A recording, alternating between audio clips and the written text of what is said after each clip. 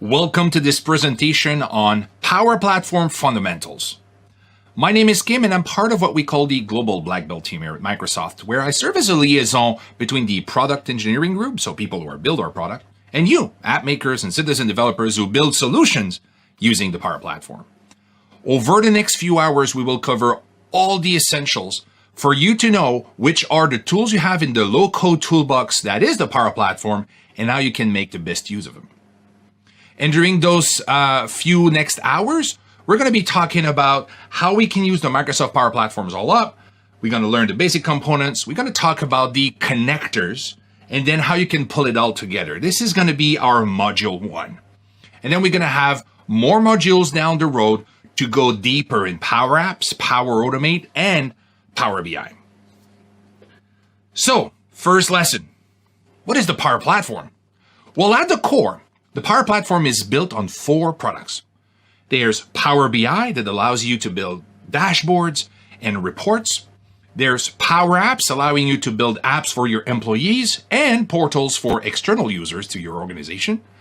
Power Automate that allows you to automate so many things from API automation to robotic process automation. And Power Virtual Agents that allow you to build chatbots that are either transactional or Q&A based. All of those 4 products are built on 3 components. They are data connectors. Those data connectors offer you the possibility to build apps or workflows on almost anything on the web. Microsoft products like SharePoint Online, Excel, or SQL, but also non-Microsoft products like SAP or Salesforce or Dropbox. And then we have AI Builder that allows you to build low-code artificial intelligence just using drag and drop and uploading images to work with image detection, documents, doing OCR, also with predictions and natural language processing. The last component of those 3 is the Dataverse. The Dataverse allows you to build very sophisticated databases in one click that combines the power of Azure SQL, the Blob Storage, and Cosmos DB in one single instance where you can model structured and unstructured data, put role-based access control, and build a relational database with different sources of data. So, to build and consume solutions for web and mobile apps, you can use Power Apps. So you can build highly customized text and role-based Canvas app with data from one or more multiple sources. So if you use lots of Excel spreadsheets and maybe PDF documents and SharePoint lists to do visits every week in stores, you can combine all those data sources in a single app and make your job much easier. But you can also generate immersive model-driven apps starting from your data and your model and your business processes from the Dataverse. They build those apps automatically just based on the relational database and all the data that is in your database.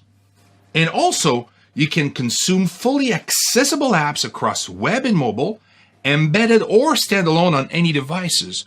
So this is really a configure once, deploy everywhere approach that works on your phone, on your tablet, through the browser for your employees, but also for external users with Power Portals. Then, you can automate and integrate business processes with Power Automate. Power Automate and model business processes across your apps and services. So you can have a trigger in one place and actions in other places. You can build from simple automation to advanced scenarios with branches, loops, and much more. You can trigger action, grant approvals, and get notification right where you work. And you can automate legacy on-premises and cloud-based application or services. For instance, if you have an email that arrives in your inbox, you can create a new record in an old legacy system that has no APIs. So let's say you can have a purchase order, extract all the information from the different forms using OCR, and then write that with robotic process automation into an old SAP or Oracle system. Then, you can gain insight from your data regardless of where it lives with Power BI.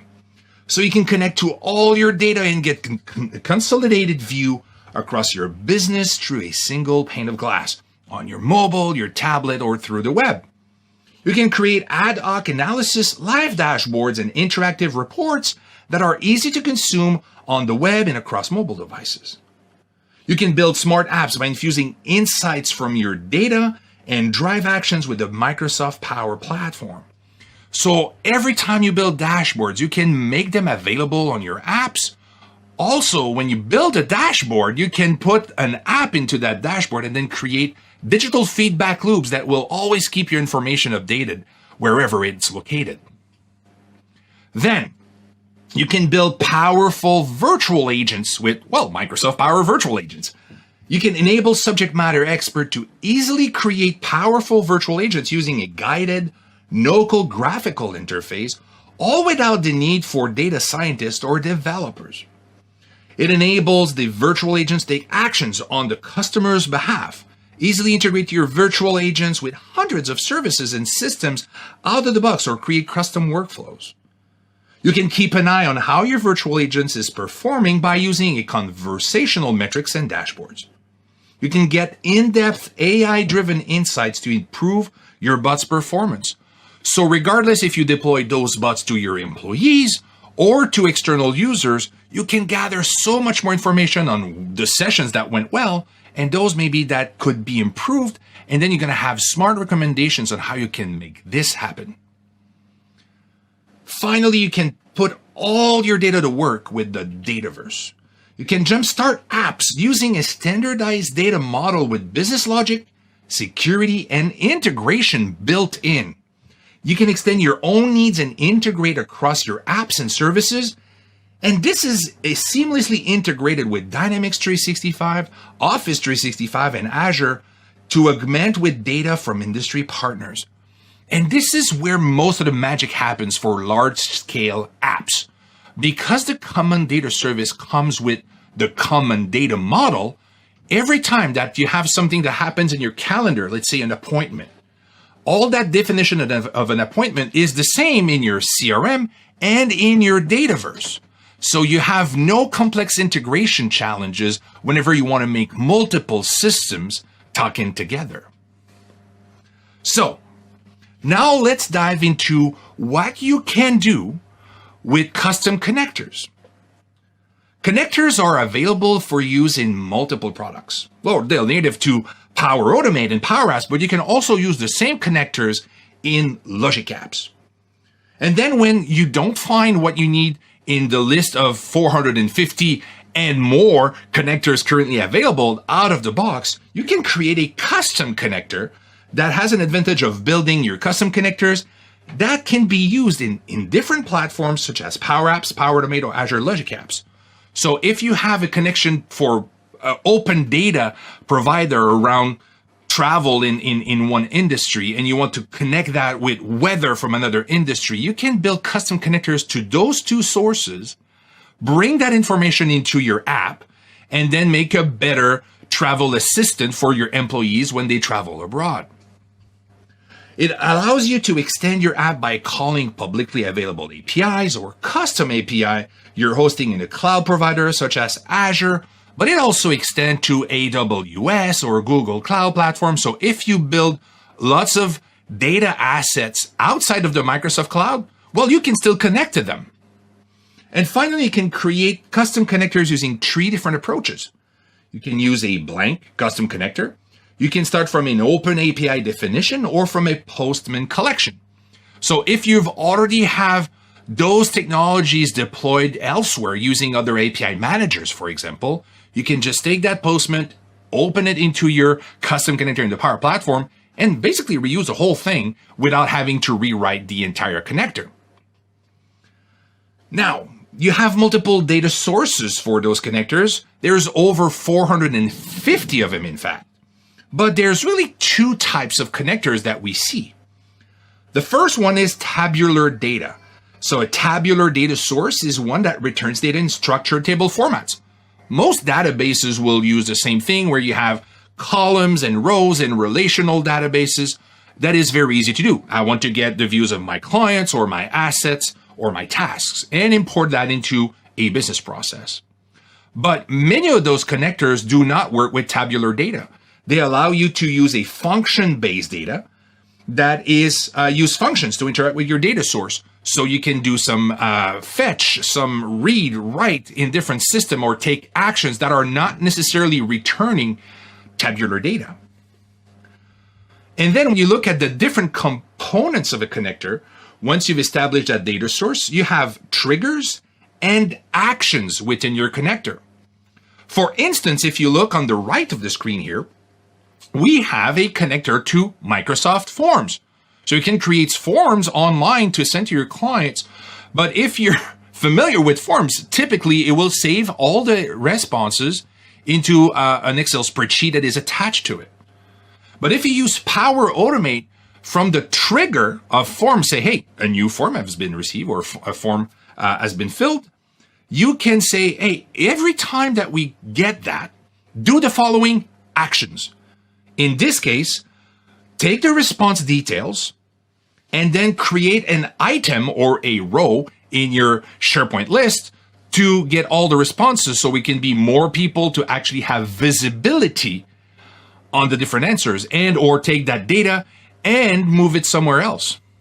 So in this case, the trigger is when a new form is submitted, and the actions will be applied to each and get the responses details and enter that detail dynamically into my SharePoint list. And then you see there's a little mapping that has been done there where you can map the fields of your forms to the different columns of your SharePoint lists. Now, when it's time to build a more comprehensive solution, you'll need to be able to use the different components of the Power Platform together. And sometimes it will even go beyond the Power Platform itself. So how can you do that? Well, the Power Platform gives you an unmatched, a very flexible architecture. With low code, you typically start from the bottom layer, which is the data and services layer. In our case, we connect natively to Office 365. First of all, like things like Excel spreadsheet and SharePoint, but also we connect natively to Teams, and we connect natively to a whole lot of other services part of Office 365. But not only that, we connect to Dynamics 365. So everything that is your opportunities, your contacts, your cases, you can connect natively to those as well. And then there's the native connectors to Azure. The most important one, in my opinion, is the native integration with Azure Active Directory, which allows you to manage identity at scale for all of your users natively. That is typically super hard to do with any other local platform, but we're natively built around those same principles. But only with Azure's, you don't only have the Active Directory, you also have Azure SQL and many components of the cognitive services like AI, machine learning capabilities that you might have already built somewhere, and you want to make them available to more makers and more citizen developers. So we have all those connections natively. But sometimes your data is not in the cloud. It might be on an on-premises database, rightfully so. And sometimes it's hard to move those things. It's an entire project. So if you have master data for all your parts or all your clients that lives in legacy systems, you still need to connect to them. We have for that the on-premises data gateway.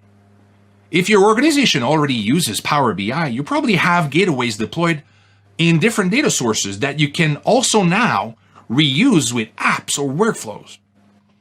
And if you need to build something new and you need a relational database with encryption, role-based access control, relational databases that can also use virtual entities to other databases outside of it, and then that can be used with your apps, your workflows, and maybe other tools in the organization, the Dataverse is the best tool to do that. Most of the time when you have an idea for an app, you start with the app and then you go see the database people say, hey, I need a SQL database. And a week later, you got to have your database. And then you still have to work hard to model your data and to build your model and to build security roles. And how are you going to share this? All of that is made in a single click thanks to the Dataverse. You can do it yourself It will spawn everything you need, SQL databases, Cosmos DB, in the cloud, and then you can easily build your app on top of that. But let's say your idea needs something that doesn't fit in any of those 5 categories in terms of a data source. Well, you have over 450 connectors, and you can connect to multiple solutions: Adobe, Zendesk, SAP, Marketo, Box, Salesforce. There's too many to mention in this call, but you can have tabular data for certain systems or actions in other systems to build apps or automation. This is typically where you want to start your low-code project at the data layer, so then you can put all the business rules, all the security, so then whenever or wherever you're going to be interacting with that data, you will always be compliant to your company policies. So once you have your data covered, the next logical step is to say, hey, we need to automate stuff. And to automate stuff with the Power Platform, you have so much tools that each of them will always allow you to automate anything. And that starts with Power Automate Desktop, which is robotic process automation.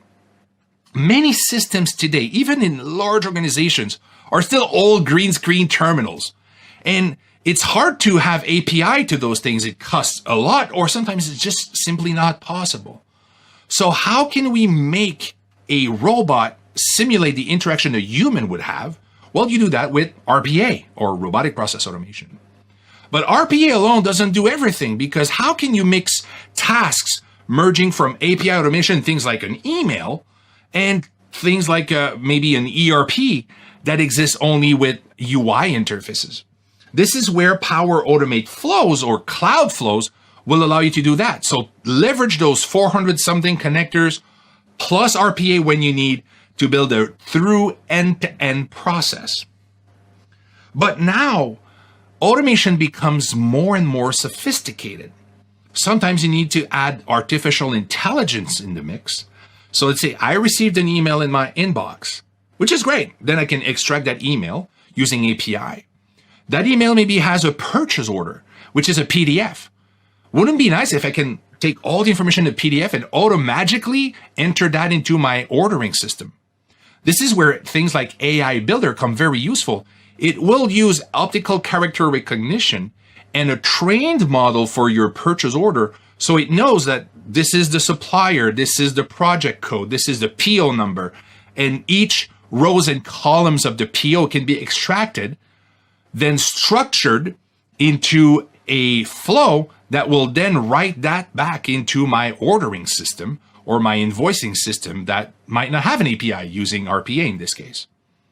This is what intelligent automation or hyper automation is beginning to look like.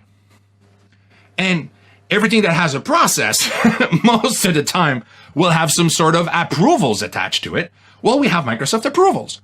So instead of having to approve things by emails or in each individual system day after day, you can centralize all those approvals into a very neat app called Microsoft Teams.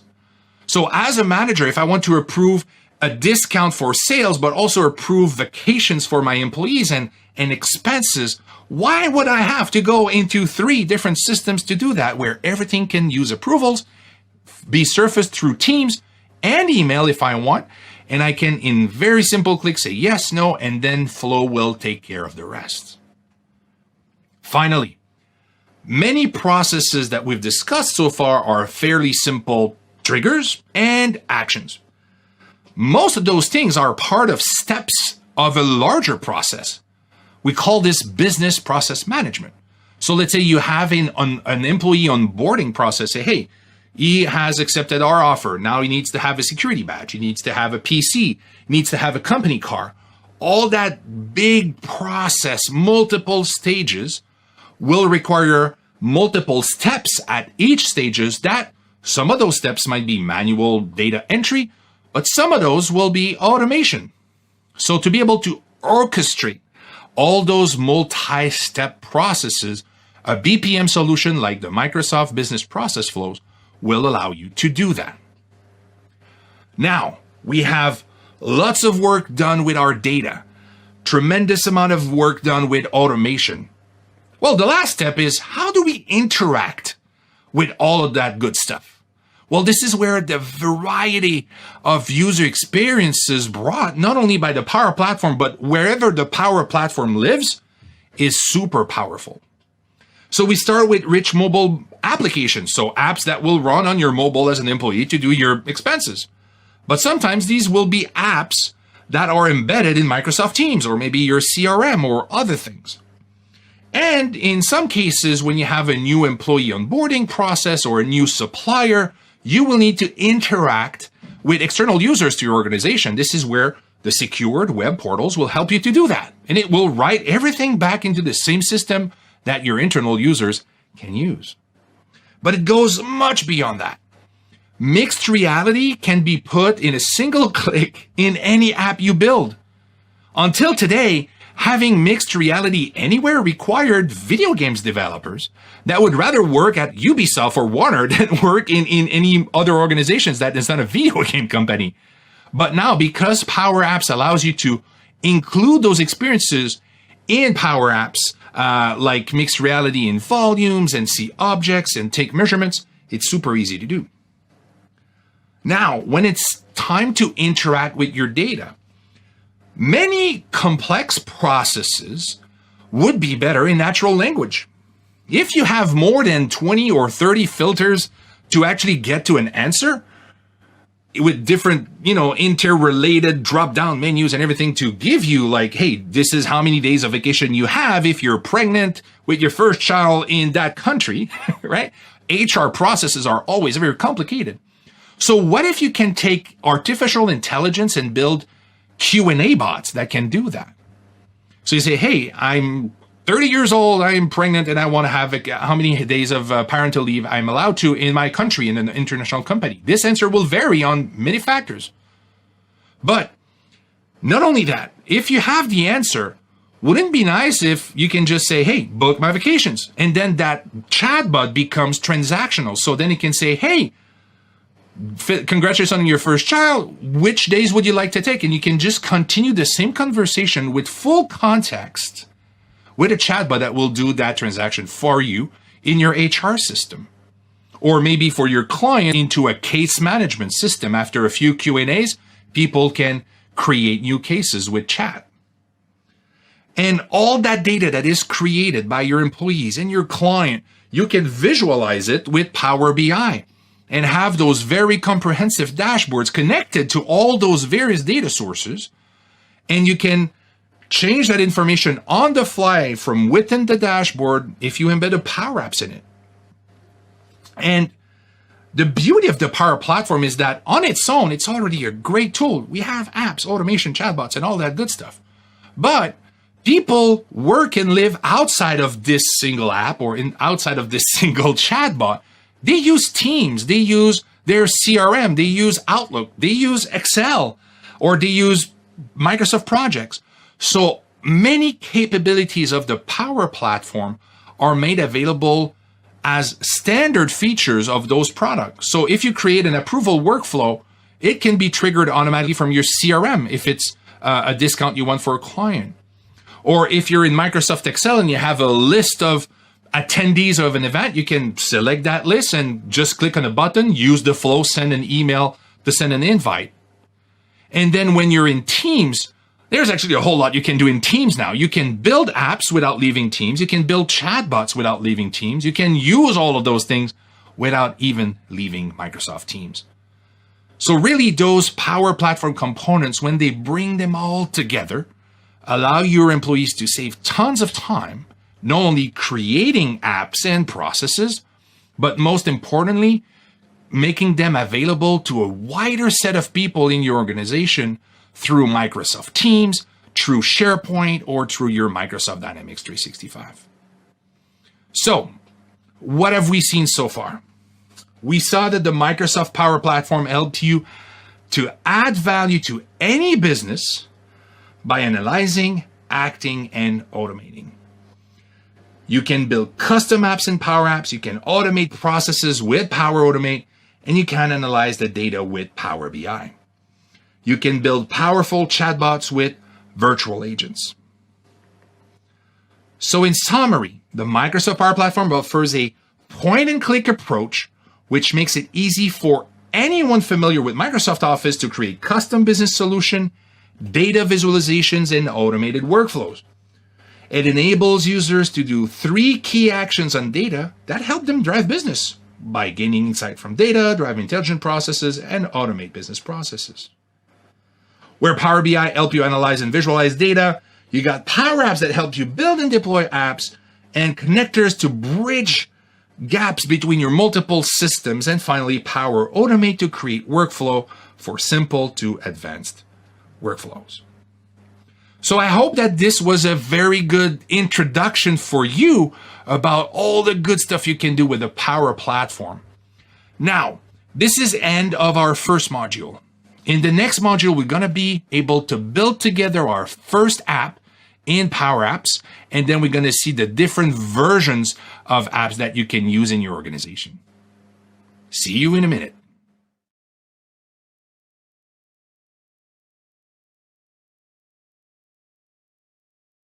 Now it's time for our second lesson about the Power Apps and the Dataverse. We also call Common Data Service.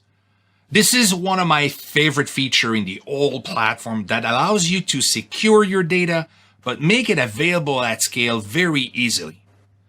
So in this module, we're going to cover what is Power Apps and the business value it creates. We're going to learn how one of the world's largest airports is digitizing its processes using Power Apps. And then we're going to discover the Dataverse. We're going to explain what are environments and tables and columns and relationships, but also describe the differences between the Dataverse and the common data model. And finally, we will explain use cases and limitations of business rules and process flows. So let's get started. First of all, what is Power Apps? Well, Power Apps is a powerful tool for productivity, and it allows you to develop low-code applications and forms to enhance your productivity with Power Apps. It integrates and shares apps across workflows with Microsoft Teams, but also it allows you to collect, manage, and distribute content and data using SharePoint, Microsoft Form, Excel, and many more tools. And the low-code backend with that is the Dataverse. And you're going to hear me use Dataverse and CDS interchangeably. I'm referring to the same thing. Sometimes we change names of products at Microsoft, and old people like me stay with the old names. So if you hear me say Dataverse or Common Data Service or CDS, it's the same thing. Now, with the Dataverse, you can jumpstart your apps using an extensible data model with business logic, security, and integration built in. It enables AI through built-in cognitive services with AI Builder and Azure. You can extend data and processes to external and anonymous users using the Power Portals, but also you can support all your data, relational, files, blob storage, log, and search for indexing. And finally, it's effortlessly built on top of Dynamics, Office 365, and Azure, as well as powerful integration capabilities. Basically, the way I like to explain what Dataverse is if a SQL database ever met SharePoint online and they decided to have the best database ever together, that would be the Dataverse. Because it's as easy to build as a SharePoint list, but as powerful as a SQL database. And we added extra functionalities with the blob storage for file handling, but also Cosmos DB for auditing, all of that built in. And like I said in the first version, you can deploy all of that in a single click. But now, what are the different types of apps for different scenarios? Well, Power Apps create 3 types of apps. There's Canvas apps that allows you to have a blank page and make it very engaging, task-focused experiences for your end users. Then there are model-driven apps that allows you to build very comprehensive, sophisticated part of a business process, sometimes well adapted for back office users, part of the same scenario. For instance, if you have field agents that do surveys and report or fix things when they are on location, they might use a Canvas app. because it's very task driven. When they're completed, all the back office user use a model-driven app where they can work with multiple records of a single employee or across multiple employees to have an idea of productivity, new cases that were not closed today. So that is usually better served with a model-driven app. And at any point in time, if you want to share part of your process with an external users, you do that through Power Portals. So those users will be able to log into your portal with identity management at the core and upload documents, change values, and be part of your process. So this is where the Canvas apps are a great option when you want to build an app from blank. And then you can start by choosing the screen size, tablet, is it mobile? Although now we have more and more reflowing apps that we call responsive design that are also now powered natively of the Power Platform, even using Canvas apps. And then you can interact with your data in your app by adding data sources, drag and drop various controls, and add the desired functionality by writing Excel-style formulas. And then Canvas app will provide you the complete flexibility when building your app. What does that mean is that you can connect a single app to multiple data sources. On one end, maybe you have a whole list of features or products in an Excel spreadsheet. And on the other end, you have all your client data in your CRM. You can bring those two things together in a single app using a Canvas app. You can make it look very, very specific to your company branding and or make a very focused task centric UI for your agent. You can choose between phone or tablet. It also works on the web, but now we have responsive design apps that you can build right out of the gate. So then we have another type of app called model-driven apps. So those model-driven apps are built from the data in the Dataverse. And this is important. A model-driven app will not work on anything else but the Dataverse.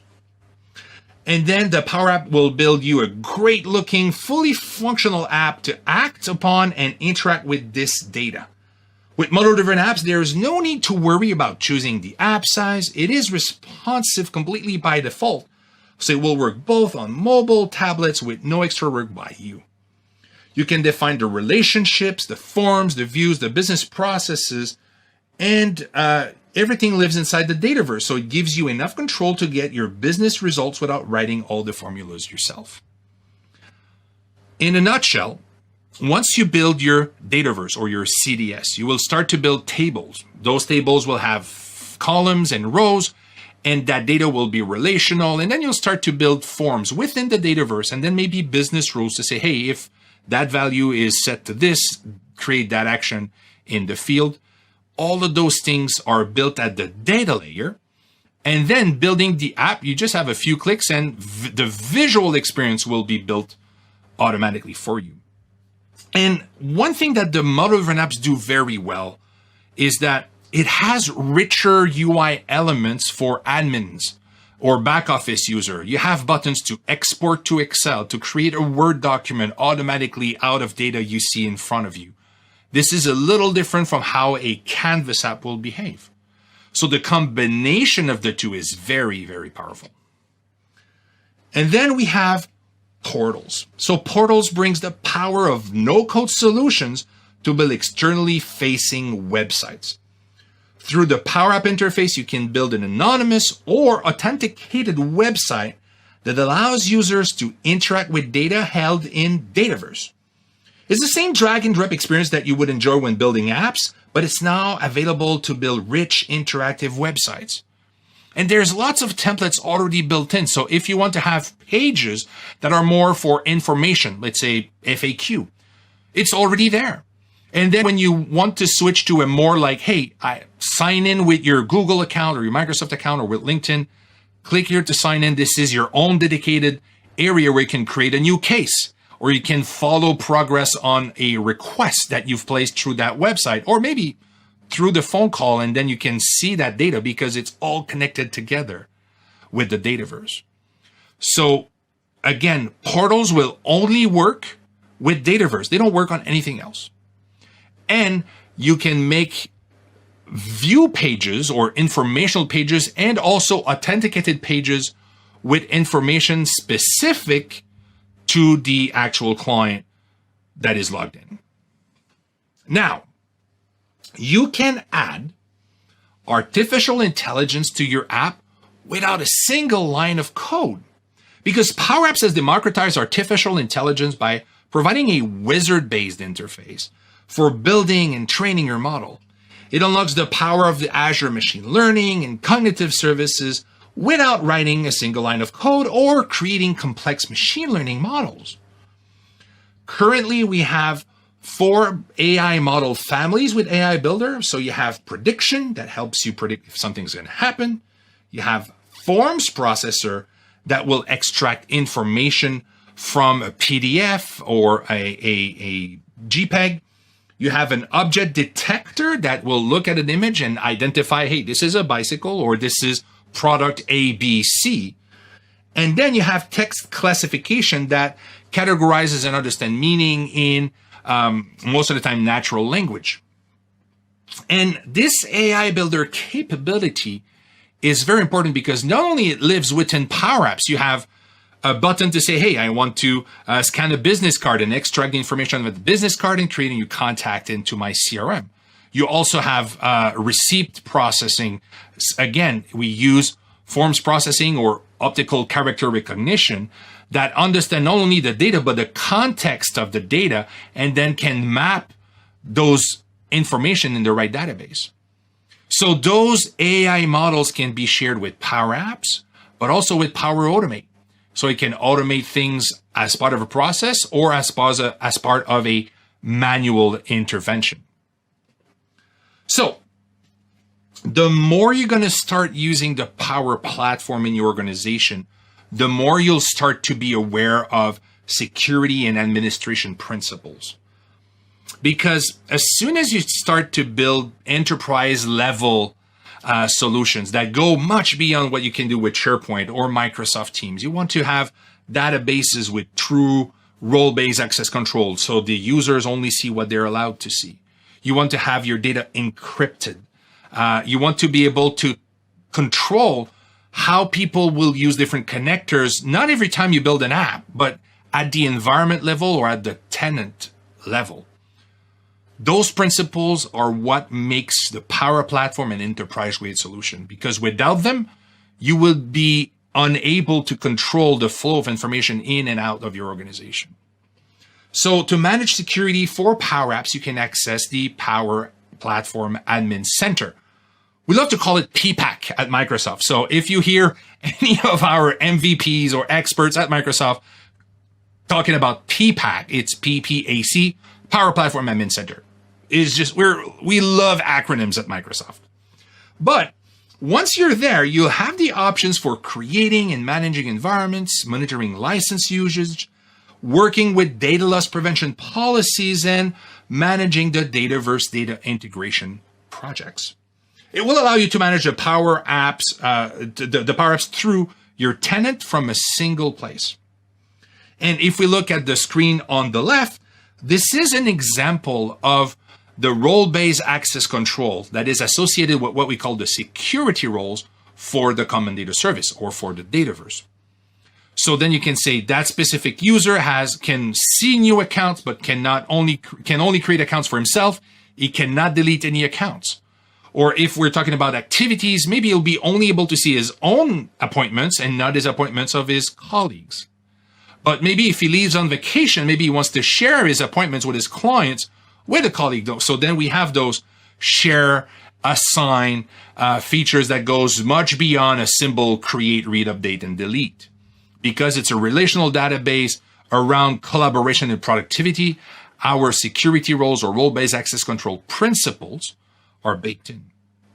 And if you are an administrator of Azure Active Directory, the beauty is you can have those roles mapped to the Azure security groups you have in Active Directory. So if all managers are already there, you don't have to assign every manager the same role. They will inherit that role as soon as they are a member of that environment. And on the other end of the slide, you see there that we talk about the data loss prevention policies. And that DLP allows you to say, hey, these are the connectors that we allow our citizen developers and our app makers to put into their app. And this is another bucket where we won't allow them to share business data with them. So you can create a firewall between, hey, I'm going to allow you to connect to Google Drive because maybe you store your images there that are somewhat related or low security, but I will not allow you to take information from our CRM and send them by email using Google or using anything else. Maybe in your organization, you don't want them to use any Google connector at all, then you can block them. So we have those 3 buckets of business data that can work together, another bucket of no business data that cannot talk to the other thing, but still can be used. And then we have the 3rd bucket, which is blocked. We're not going to go too deep into the admin because we have specific workshops for those. But again, this is what makes the Power Platform an enterprise-grade product. So let's see what Simit Saini has created at Heathrow Airport with the Power Apps. I don't just want to make a living. I want to make a difference. When I left school at 16, my dad was working in Heathrow at the time, and this opportunity came up as becoming a security officer. I thought, what a great opportunity, my dad used to take me here to see planes and everything. So why not work for a company or an airport like Heathrow? I've been a security officer for 13 years. When I saw the amount of paper and time we were spending, I saw an app would be a great solution for these problems to be solved. About a year ago, I started learning about the Microsoft programs.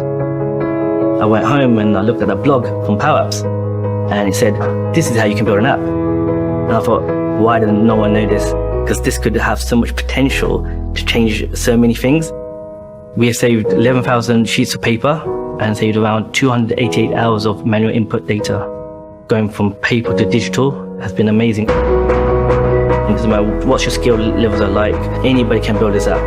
Him with his community of super users have created 17 Power Apps that are already being used across our airport, and this is just the tip of the iceberg. My name is Simit Saini, and I'm a IT user adoption specialist at Heathrow. There's no limit of what you can create with new technology. I'll create a new career.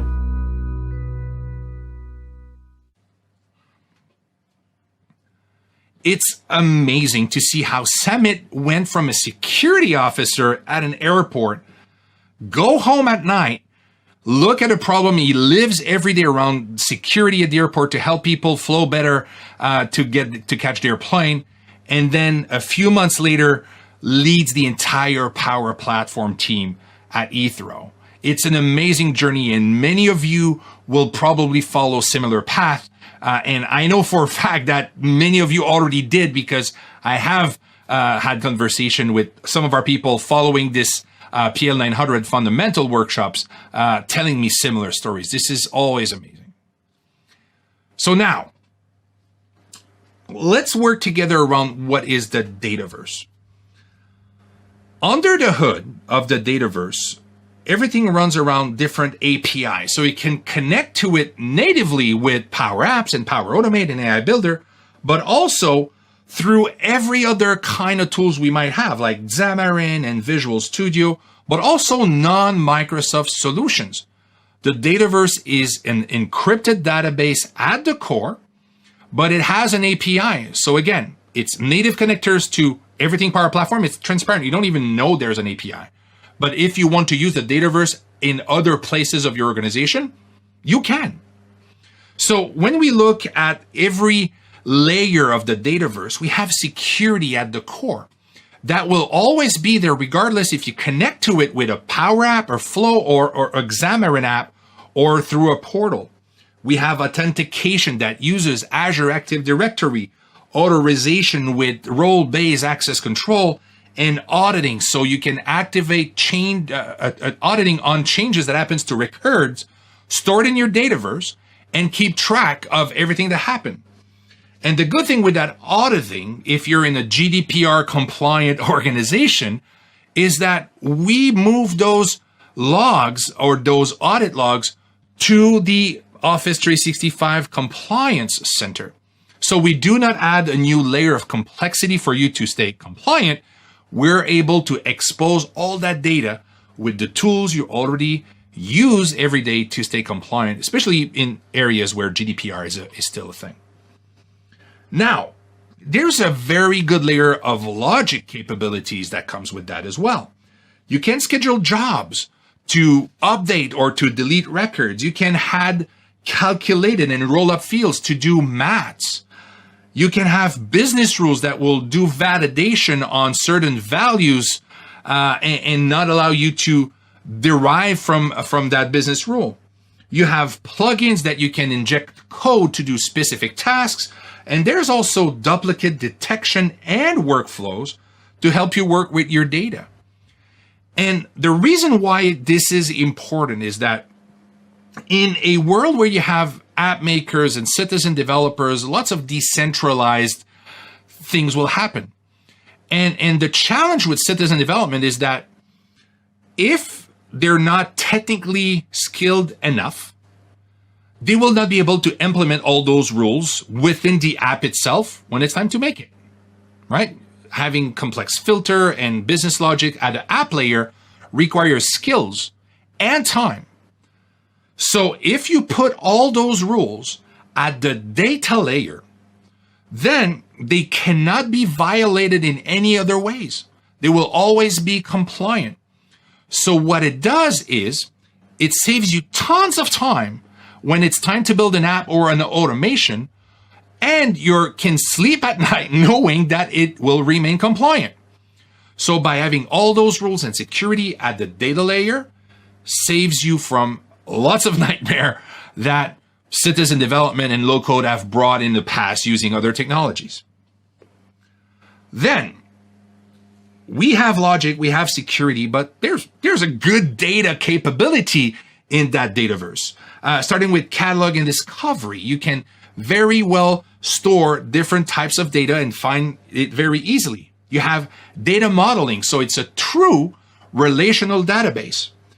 There's included reporting on the usage of your database and the API calls it has, and the kind of every record that are created by category and everything, so you can monitor the usage of your database to a very granular extent.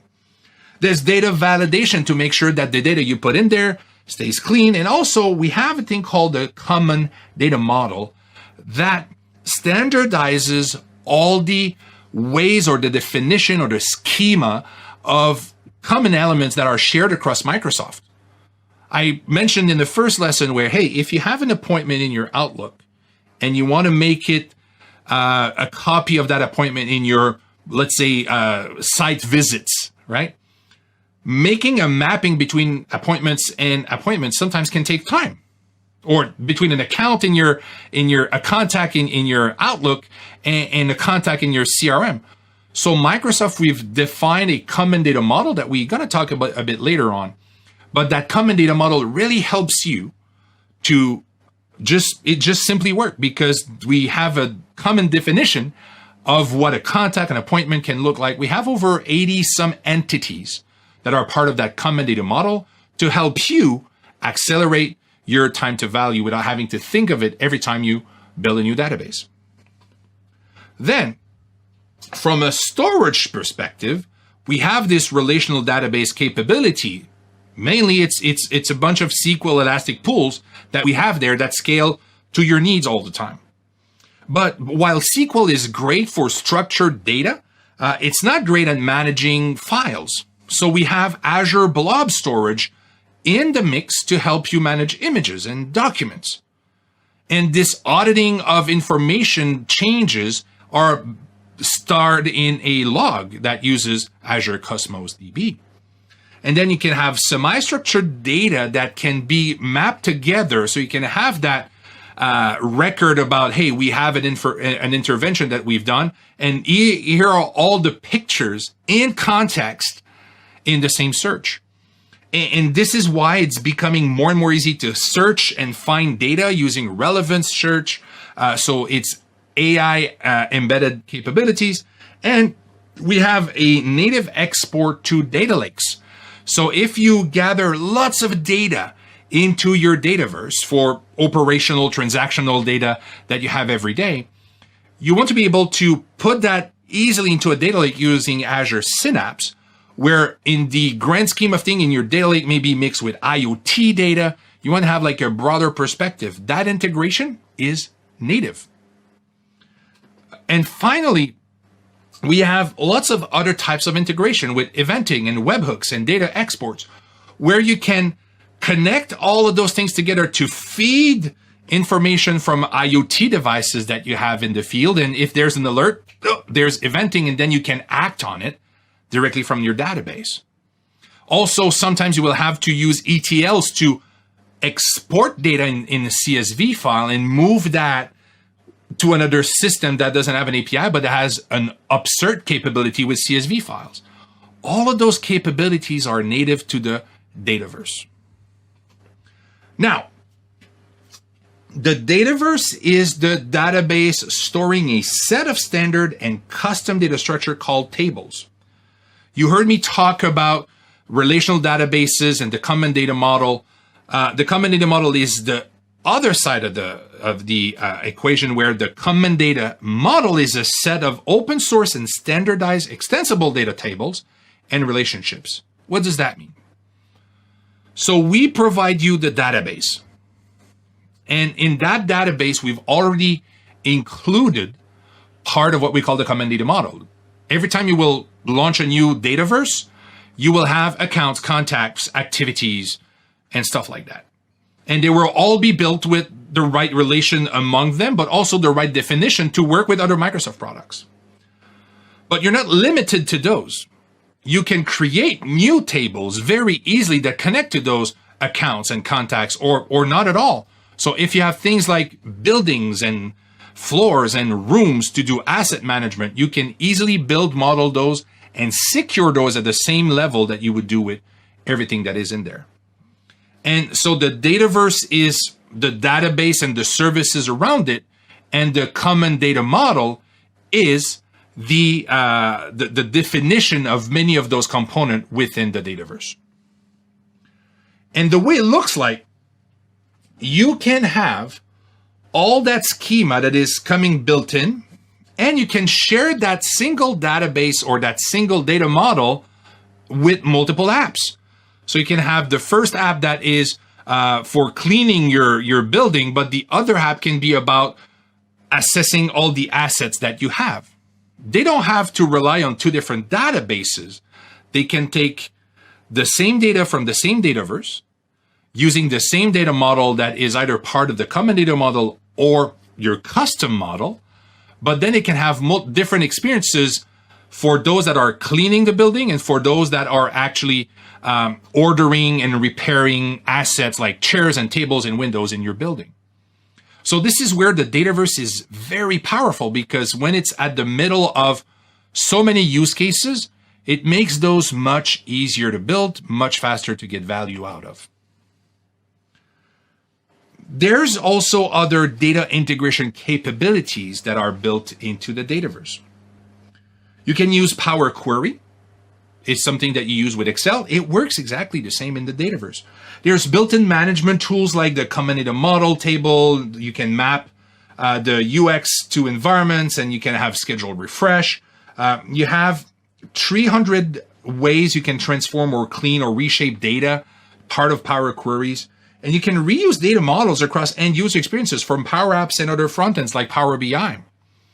So when you build those queries or you integrate with that data, using Power Queries or data flows or even T-SQL, there's always multiple ways to get information in and out of your CRM by remaining compliant without completely exploding the model that is in it. So when we look at the different tables, we have standard tables that is part of the common data model that are created for every instances. Like I mentioned earlier, everything that goes from accounts, contacts, activities, and many others. And then you can create your own tables to say your buildings, your floors, and assets. And each of those tables will have columns or fields. So you can store discrete pieces of information within a record of a table. So the definition of a building, maybe you'll need the GPS location, the year it was built, the insurance number, or whatever. And every column will have a type that defines the way you store the data. So you can have date columns, you can have choices, you can have free text, auto-calculated fields. So these are two of the key components around tables and columns in the Dataverse. And then this is a relational database. And this is where it's oftentimes where you're going to switch between doing things with SharePoint in a certain way. And SharePoint and Excel are great for a single table database. Using with a Power Platform, it's easy to build an app on them. But sometimes you need that relation that is parental and cascading between your building, your floors, and your assets, or from your territory to your clients to your salespeople. This is hard to map in an Excel spreadsheet or with a SharePoint site, and do that with security in mind, and again, the role-based access control principles that we have. So those relationships will represent the way that tables are connected to one another. So a parent and a child are a very good, simple definition of many relationships. So you have an invoice that can be the parent table, and then you can have each line items of that invoice will be a child items. It can be the same thing with an account and a contact, or a project and tasks. All of those things are one-to-many relationships. But in some cases, you will have many-to-many relationships. For instance, a contact can attend multiple events, and an event can have many contacts that attend to it. So this way you can have many-to-many relationships that gives you the flexibility to have your record flows in multiple places without creating duplicates. Now, once we've worked with the database, sometimes it will be good for a certain use case, but maybe it won't be good for another use case. So if I have like a very sales-oriented database, maybe it won't make sense to have a very support tasks perspective in the same database. This will require two different databases. And this is where we start to have the notion of environments, because not only maybe the database doesn't make sense to be in a unique view, but sometimes it's not going to be the same people using that database or even those apps or those workflows. So we have a notion of what we call environments. And environments are used to store, manage, and share your organization's business data, apps, and flows in Microsoft Power Platform. Each environment allows you to provision one Dataverse database for use with that environment. And Dataverse environments allow you to manage user access, security settings, and the storage that is associated with that database. Each environment is created under a Microsoft Azure Active Directory tenant, and its resources can only be accessed by a user within that tenant. An environment is also bound to geographic location, like the US. So when you create a Dataverse database in an environment, that database is created within a data center in that geographic location. What we mean by that is that, let's say you have your company established in Europe, which is where I am right now physically. And you have salespeople in the US, you have field people in the US, you also have salespeople in Europe, and service people in Europe, and salespeople in Asia, and service people over there as well. And sometimes it will make sense to say, hey, you know what? Because of compliance or regulatory reasons in a certain country, all our data must be physically in that other country that is outside of our headquarters. Also, you might want to do that for latency issue. You want to have the database closest to your end users to make the experience better. So even if your company has headquartered in Europe, when you create a new environment, you can choose to make that environment physically in other location. And there's many you can choose from, either at a full time zone level or at a very specific level for a country, or if you work with separate governments, you need like a trusted environment for government cloud, you can do that as well. And once you've created an environment, you can also choose who will have access to those environments. So my salespeople from the US will be in the US environment. They have no business in being in my Asian environment. So you can segregate that very specifically. So this is the geographical aspect of your environment. But also, even if you're in the same geographical environment, you can say, hey, would it make sense to have my HR very highly safe, secured information here and only have HR people with performance metrics and everything in there, but have other production environments for sales and customer service and whatnot? You can absolutely do that as well. So your tenant, which is your company with your email.com, can have multiple environments associated to it in different geographic reasons for different business requirements. And thirdly, for also managing what we call application lifecycle management. So maybe you want to have your development environment with only your developers, and then maybe a UAT environment for your testers to make sure that it works, and then a production environment when your app is ready to go to prod. So environment are very good at geographical requirements, either regulatory or just for latency issues. For business reasons, because maybe your HR, your marketing, and your production people has to be different in different bubbles, and or to have a proper CI/CD ALM strategy for deploying your app from dev to UAT to prod. Now, remember when I mentioned in your Dataverse, you can have business rules. Those business rules allow for the application of business logic at the data layer instead of the app layer. Like I said, so it saves you tons of time and make sure that you stay compliant. Those business rules are applicable at the Dataverse level. So each instance of your Dataverse might have different business rules. And that would make perfect sense if your HR department have different business rules than your marketing department. Then it's usually defined for a table and applied to all forms, but can also be defined for a specific model-driven form. So you can use the same form when we talk about model-driven app for your front office user and your back office users. And based on the security role they have or the role, the form they use, the business logic can be different. And that would make sense. Maybe some users can see the social security number, some other cannot. You can manage that with field level security and or business rules as well. So an example of a business rule can use set column values, clear custom column values, or validate data and show error messages. So you set a trigger and a series of actions, just like you would build almost like a workflow. And then this information will happen in real time in front of your users without even having them having to save their record. We mentioned PPAC, the Power Platform Admin Center. This is what it could look like if you look on the right. It's only one screen among many, but the Power Platform Admin Center is where most of the administration settings that you'll need are available for you to use. So you should always check for administration settings as your first step when looking to administer Dataverse.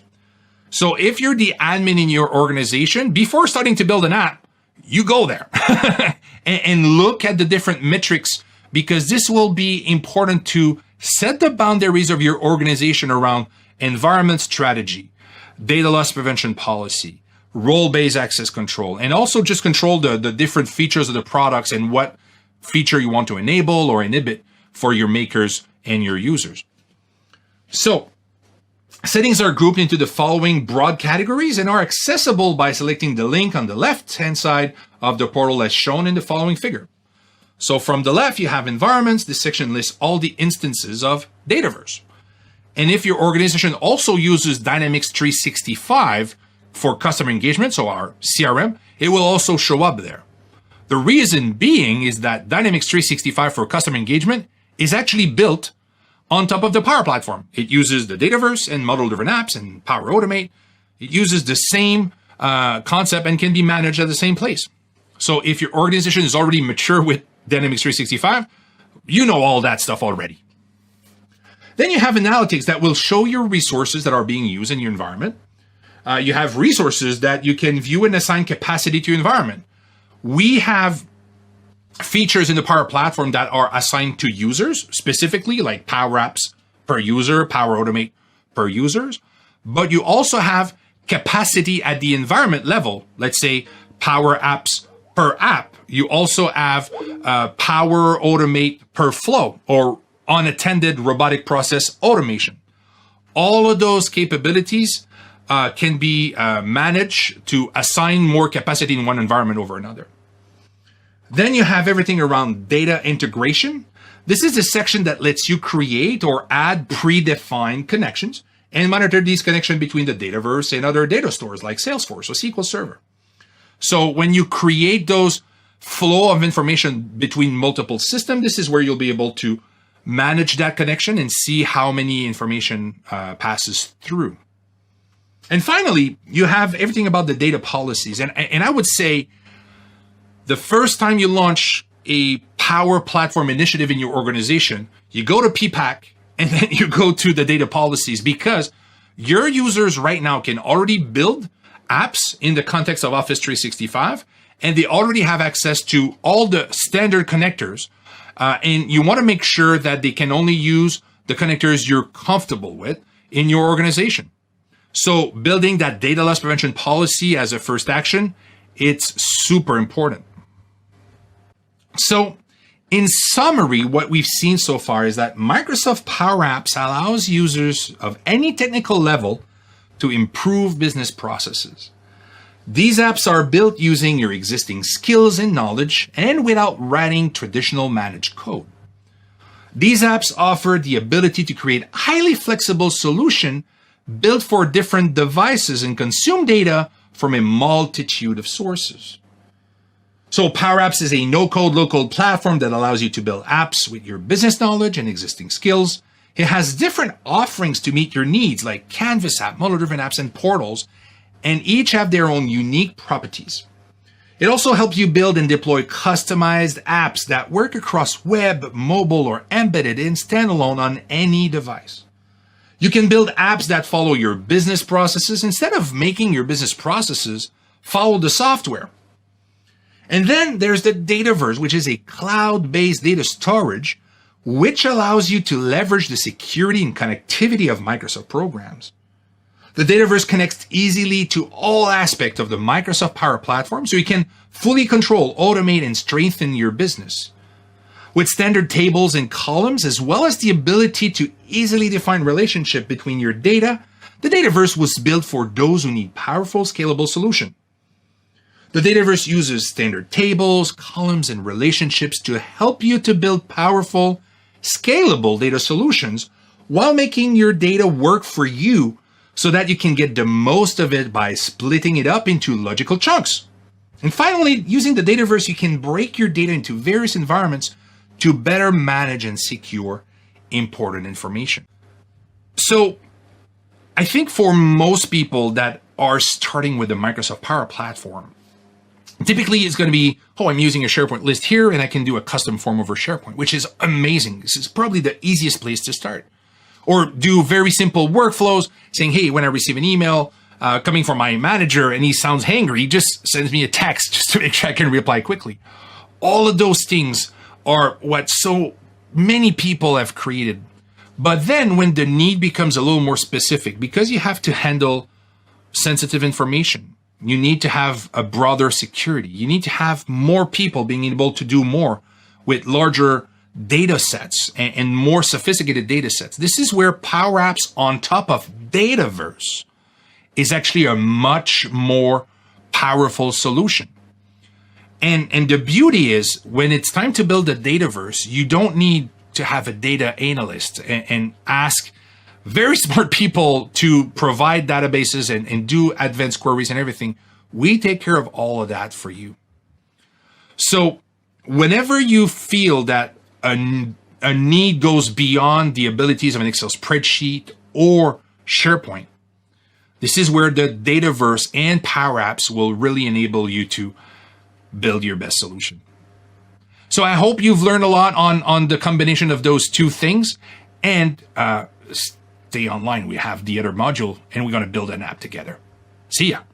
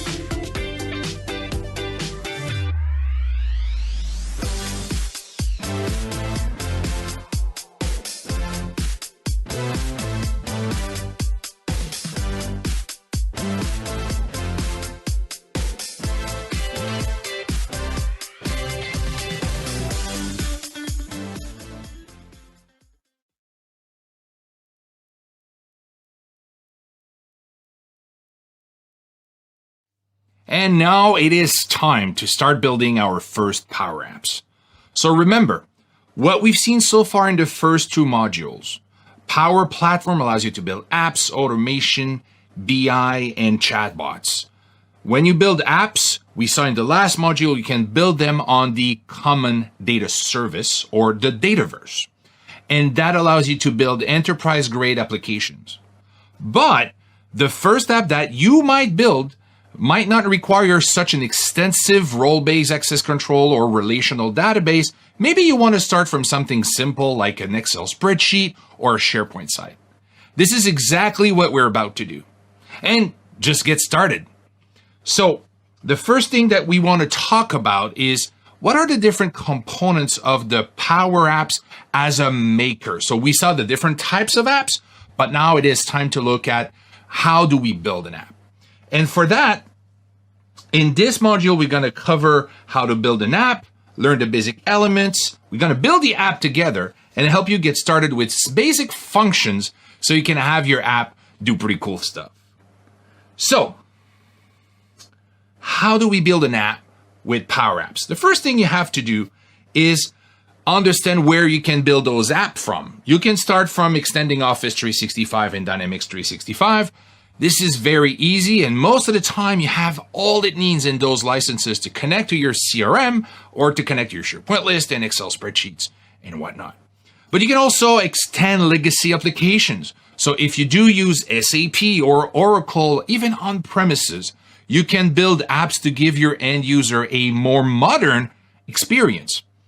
You can build departmental solutions. So if you have your marketing team with specific needs, your HR teams with specific needs, you can cater for those needs with a Power App. And then you can build mission critical end-to-end solutions that needs to work, because if they fail, either somebody get hurt or there's a loss of money, and in some cases, maybe both. So this is what Power Apps allow you to build. The first thing is that you can start very quickly. You can empower your team to start building and launching apps right away using pre-built templates, drag and drop simplicity, and quick deployment, then roll out continuous improvements as needed.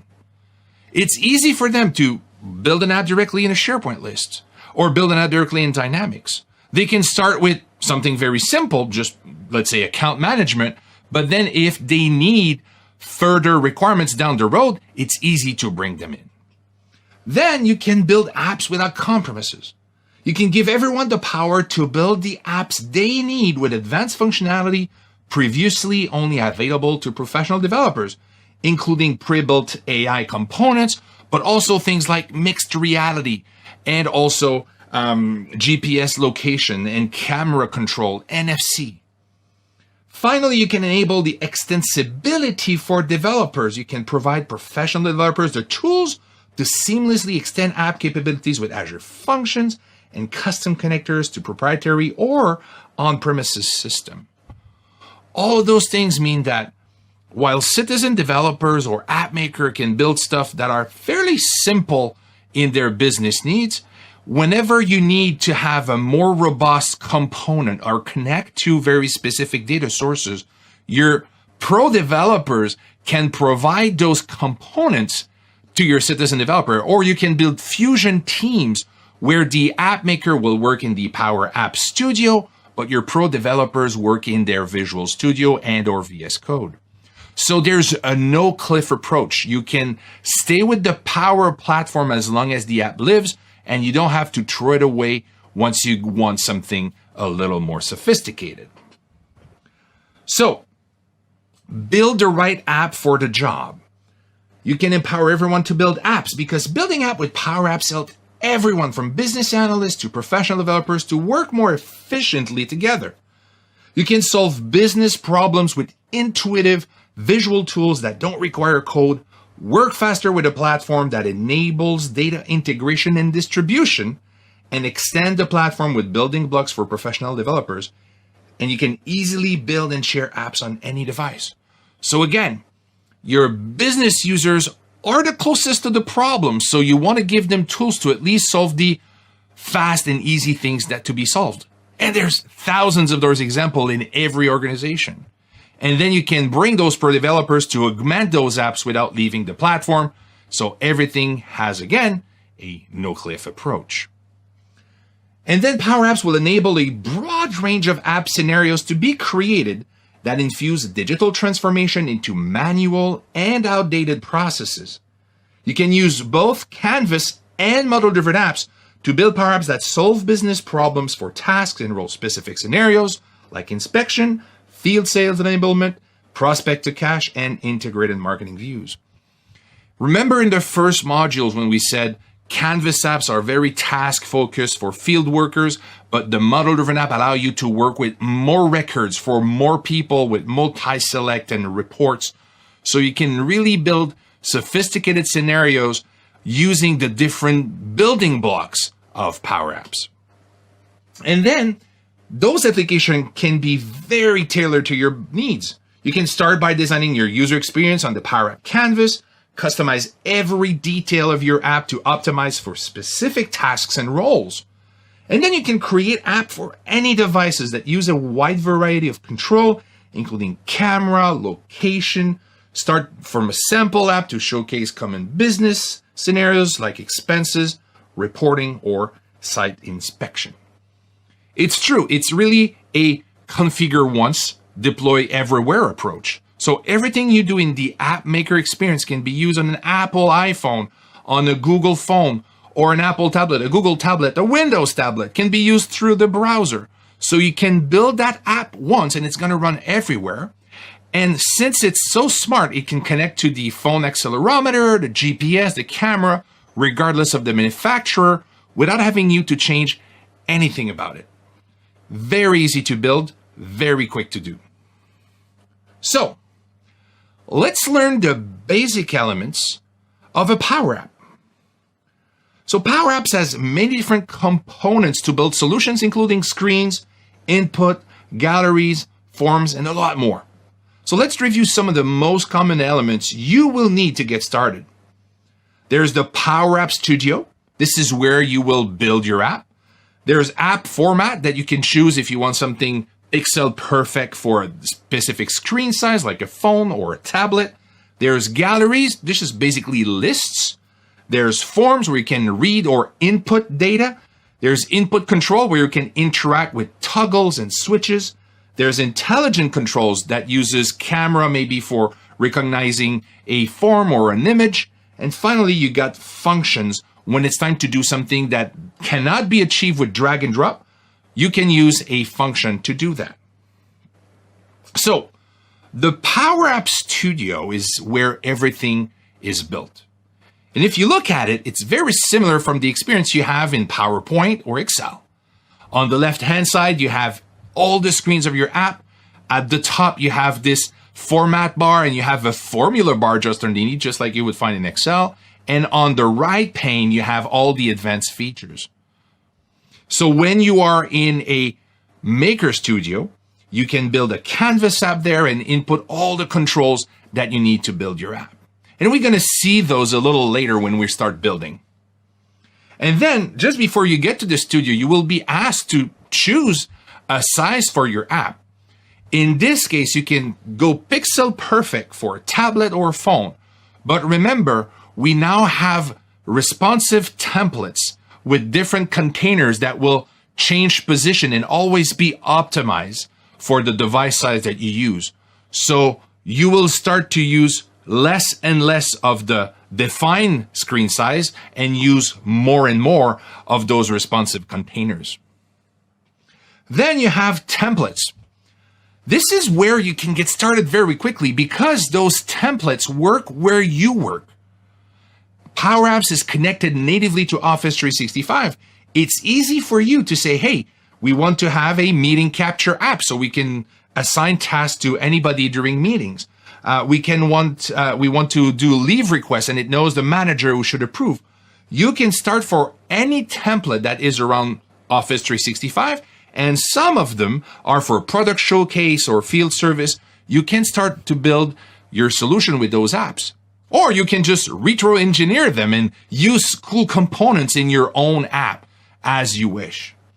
All those templates are there to help you learn or get started quicker with Power Apps. Then, when you build your app, you got some forms. Forms will allow you to view, create, or edit a record. And those forms are built right from your data. So if you say, hey, I have an Excel spreadsheet, it's going to look at all the rows and put all the different columns as a form field that you can interact with. Same thing, you start from a SharePoint lists or even the Dataverse. Everything is built for you to get started faster. And most of the time when you start from your data, it's going to build the first 3 screens of your app that are the most commonly used functions. Then there's input controls, because not everything should be text. Sometimes it's much faster to have a button, a drop down, a date picker, or a toggle. You can put those anywhere in your app, and you can change those toggles based on what it does in the data sources. And many of those input controls will be inherited from the data source. So if you've built your Dataverse with toggles and switches or drop-down menus, automatically this control type will be put into your app. It works the same with SharePoint. So you don't have to change that to represent how it should work in your data sources.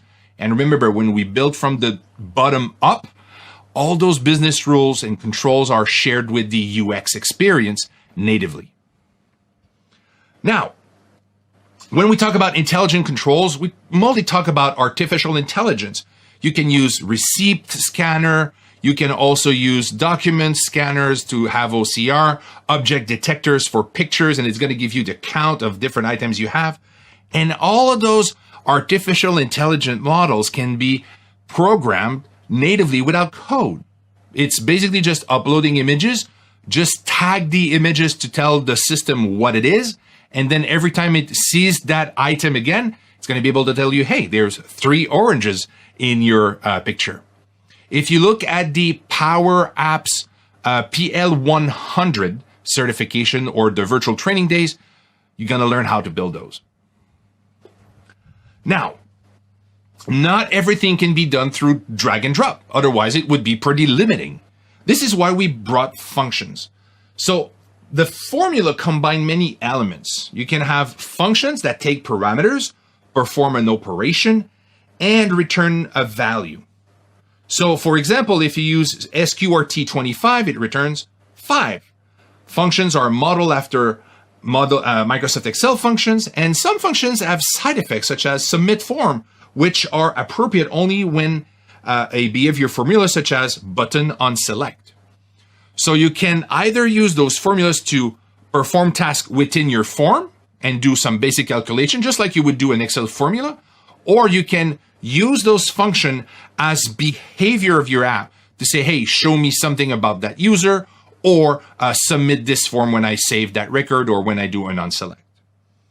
But you can also use signals to return information about the environment. For example, location will return the device's current GPS coordinate. Signals don't take parameters or have side effects. And among those signals, you will have the accelerometer, the gyroscope of your phone, and it also super useful when you want to look at different things in mixed reality. And then another type of formula can be an enumeration. So it will return a predefined constant value. For example, color is an enumeration that has a predefined value for color.red or color.blue and so forth. Common enumerations are included here. Function-specific enumerations are described with the function.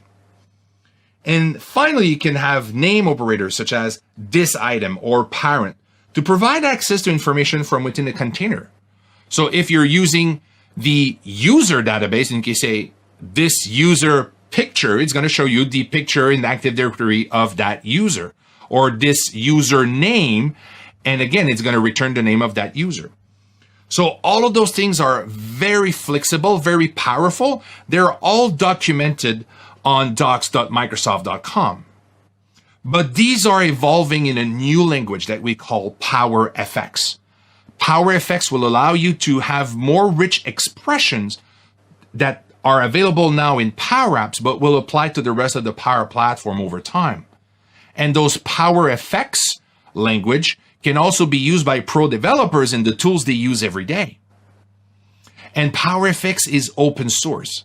So when we have multiple companies building components for the Power Platform, or you want to save your app in a full language, PowerFX will allow you to do those things as well. Now, enough talking, let's start building. The first thing that we want to do here is to go to powerapps.com. But you can also do the same result simply by going to your Office portal. And if you see here Power Apps, it's going to be right there. If you don't see Power App, you can click on All Apps, and all the features that you are entitled to will appear right here. So let's get back to our Power Apps here. The first thing I want to show you once you're in Power Apps portal are the following. On the left here, you have the quick navigation items. So you can go to the home. You can look at learn.powerapps.com, where you have journeys to help you get to your certification or learn certain role-specific path. Then also the apps that you have. You can create a new app and also connect to your data, organize your flows.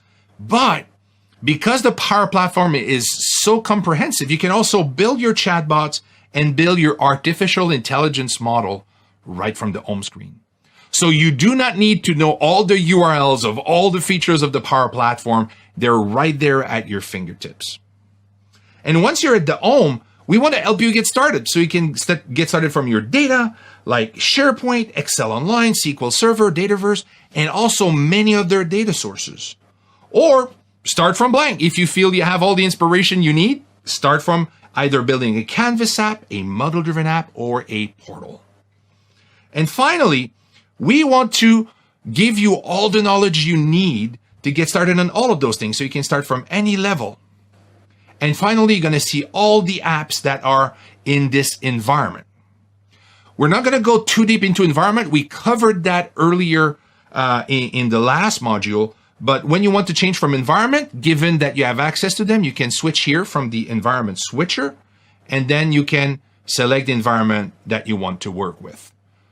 Every tenant comes with a default environment, but sometimes for development, UAT prod, or for geographical reasons, or for business reason, you will have different environments available to you. In this case, since we're going to be using Office 365, we don't need advanced connectors. We're going to stay in the default environment. Now, we want to build an app from our data. And my data today for the inspection app that I want to build lives in OneDrive. I could start from an app from blank, but I'm a bit lazy. I want Power Apps to work for me. So what I'm going to do here, I'm going to click on Other Data Sources. And it's going to offer me various connectors to start from. I've used OneDrive and SharePoint before, so they're available here. But if I want to create a new connection to another service, it's available right here at my fingertips. But today, we start with OneDrive for Business. Because it knows who I am, remember, everything is connected through Office 365. I don't have to sign in. I'm already signed in. So I just need to find my folder where my documents are. In this case, I'm going to select the Virtual Training Day folder. And then I can see files here. I got my folder where my pictures are, and I have an Excel spreadsheet for the site tracking that I want to do for inspection. Since this spreadsheet has a table built in it, so you can take data and convert it to a table, I can select the table that will be necessary for myself. And by doing so, all the data will already be pre-matched to say, hey, these are rows, these are columns, so it should be records and fields. And by selecting this Site Inspector table and clicking Connect here at the bottom right corner, it's going to assemble my first 3 screens app. And what it's doing, it's interpreting that spreadsheet to say, hey, this should be the way you look at lists. This should be a way to look at the records. And this is how you should be able to edit those records. And it's already done. So let's look at how the app was built for me. The first thing is, and we covered that a little earlier, when you look at the top here, looks very much like all the other Office 365 products like Excel or PowerPoint, so I can use home inserts and change themings, formatting, and whatnot. And then I have all the formulas that I can type here just like in Excel. And I can choose here which area of my app I want this formula to work on. And then again, just like PowerPoint, I have here the list of my screens. So I have the browse screen, which is this screen here, but I also have a detail screen. When I click on a record, it shows me a detailed view of it. And I have the edit screen that will allow me to, well, change data or create new data. And when I am in one of those basic components, I can expand them and I see all the different elements in my app that I can change formatting and whatnot. When I move to the right, this is where I'm going to have the advanced feature for that app. So I can change icons. I can also change the display mode of my app and also have a more granular control of how things will be displayed. So let's start very quickly with our browse screen. When you want to change a browse screen, you can select the first element of the gallery. So a gallery is a list of items that you can scroll through. In this case, we don't have a lot of records. And you can select an element and start formatting that element. And the changes that you build in that sequence will then be reflected to all the other elements. So you only have to change the first row and automatically all the other rows will know what to be formatted to look like. In this example, I have pictures that are vertical and horizontal, and I want them to be, taking better use of the space. So what I'm going to do, I'm going to come here in the right corner and I'm going to change the image position. So instead of being to fit, I'm going to use the fill. And then you'll see in the middle here, all the pictures that are vertical or are centered. Much easier, much more pleasing to the eye. And in 2021, everybody likes to have things rounded. So I'm going to use a 180 here to make my picture round. And then I can select this element here and I can change what it's telling me. Maybe I don't want it to show me the address. Maybe I want the building name. So when I go back to my gallery here, I can choose the different fields. So I'm selecting gallery here on the left. So the entire element is selected and then I can choose the fields I want to be displayed just by clicking here. And in the first one, maybe I want to have, this is the description. We have the photo, city, and instead of address, maybe I want to have building name. So then I can come here and I should have a title. Then I have the building name. Just like that, because it knows where to search for the data, it can reformat that automatically. And again, if you want to change the way that the text looks like, you want to make it bigger or smaller or change the alignment, it works the exact same way as you would expect in any other Office solution. But let's say we want to change the look and feel of my app. I can come into the theme section and then I can select different colors. I can make it closer to my company branding if I want to get something a little more in the dark, or I can just select a blue Office look and feel. But maybe what I want to do now is to allow my users to feel a little more engaged when they log in. So I can create a new screen that's going to be a blank screen and simply have this screen at the top. So I'm just going to pop it to the top here. And just like a PowerPoint, by the virtue of the fact that this is going to be the first screen in line, this is where it's tell the app show that screen whenever the app is launched.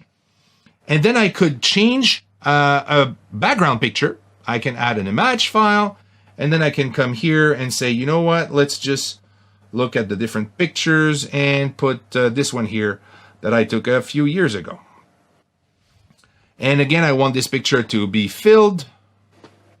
And then I can add my company logo. So I can come to Insert. I'm going to select the media. I'm going to select image. And then I can come here again and say, hey, you know what? I want you to add the Microsoft logo. So I should have the Microsoft logo here somewhere. Let's take the Power Apps logo. And you're going to see that it preserved the alpha transparency so you can make your app look half decent. But what if I wanted to have an app that is also greeting the user when he logs in? I'll do the same thing. I'm going to enter media. I'm going to use the same image control, but instead of telling it which image it should use, I can make it dynamic. And simply by telling my formula here, user, and I can have image. And by having the image, it's going to pull that image from Office 365 and put it there. And again, if I want to make it look a little more in the 2020s, I want to make it round. And you know what? It does the same with text. So if I want to add a text box or add a label, I just come here. And then I can put the username in there. So user and full name. And it's a little dark in here. So let's put it into white and make it look way bigger. So just like you would do in PowerPoint, you can come here, change the color. You want to make it maybe centered. And you want to make it bigger.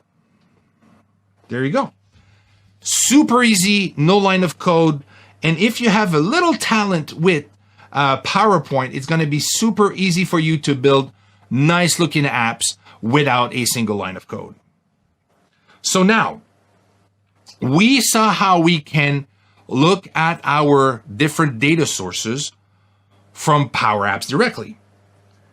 What now can we do with the different formulas? Let's take a look. So, by the way, if you want to reproduce this app, we're going to provide the link in the description so you can follow this lab end to end, and all the components that are there, the images of the buildings and the description, the Excel spreadsheets are provided again. Super easy to get started with. Now, let's talk about functions for a second. Those formulas that we saw, right? We talk about what we can do with them, but we can do even further. It can interact with the data in the context of your app screen and who's using the app. So there's a common functions and a bit of an explanation of what they do. For instance, if you use the filter, this function is often used with galleries or tables of data to narrow down the records returned from your data source. So for instance, if you want to do inspections, you can say only show me inspection for a specific city. So you won't have to get like thousands of inspection, maybe you only need a few dozens. You do this by specifying one or more columns in your data set to perform a logic test on, which will allow you to return the data that falls in a certain date range. It has a set value or was created by the user, for example. Again, either base show me the inspections to do tomorrow in this location, which I am the inspector. All of those things will fall in the category of a filter, and then your list will only show those records. Also, you can do a match formula. So this function will allow you to check a value to see if it follows a given pattern. You can use this to check if the user entered properly formatted email address in the input field, and if they did not show them a warning that a valid email is required. This function serves well for conditional formatting. So again, if you did not put all those business rules at the source, sometimes it happens when you build a Power Apps over a legacy system and you want to make sure there is some data consistency, you can put that into a match formula that will save you time. But if you do a new use case, I strongly recommend that you use the Dataverse or the Common Data Service, and you can put those business rules right in there, and then the user doesn't have to think about it. It's done automatically because a data source is built in that way.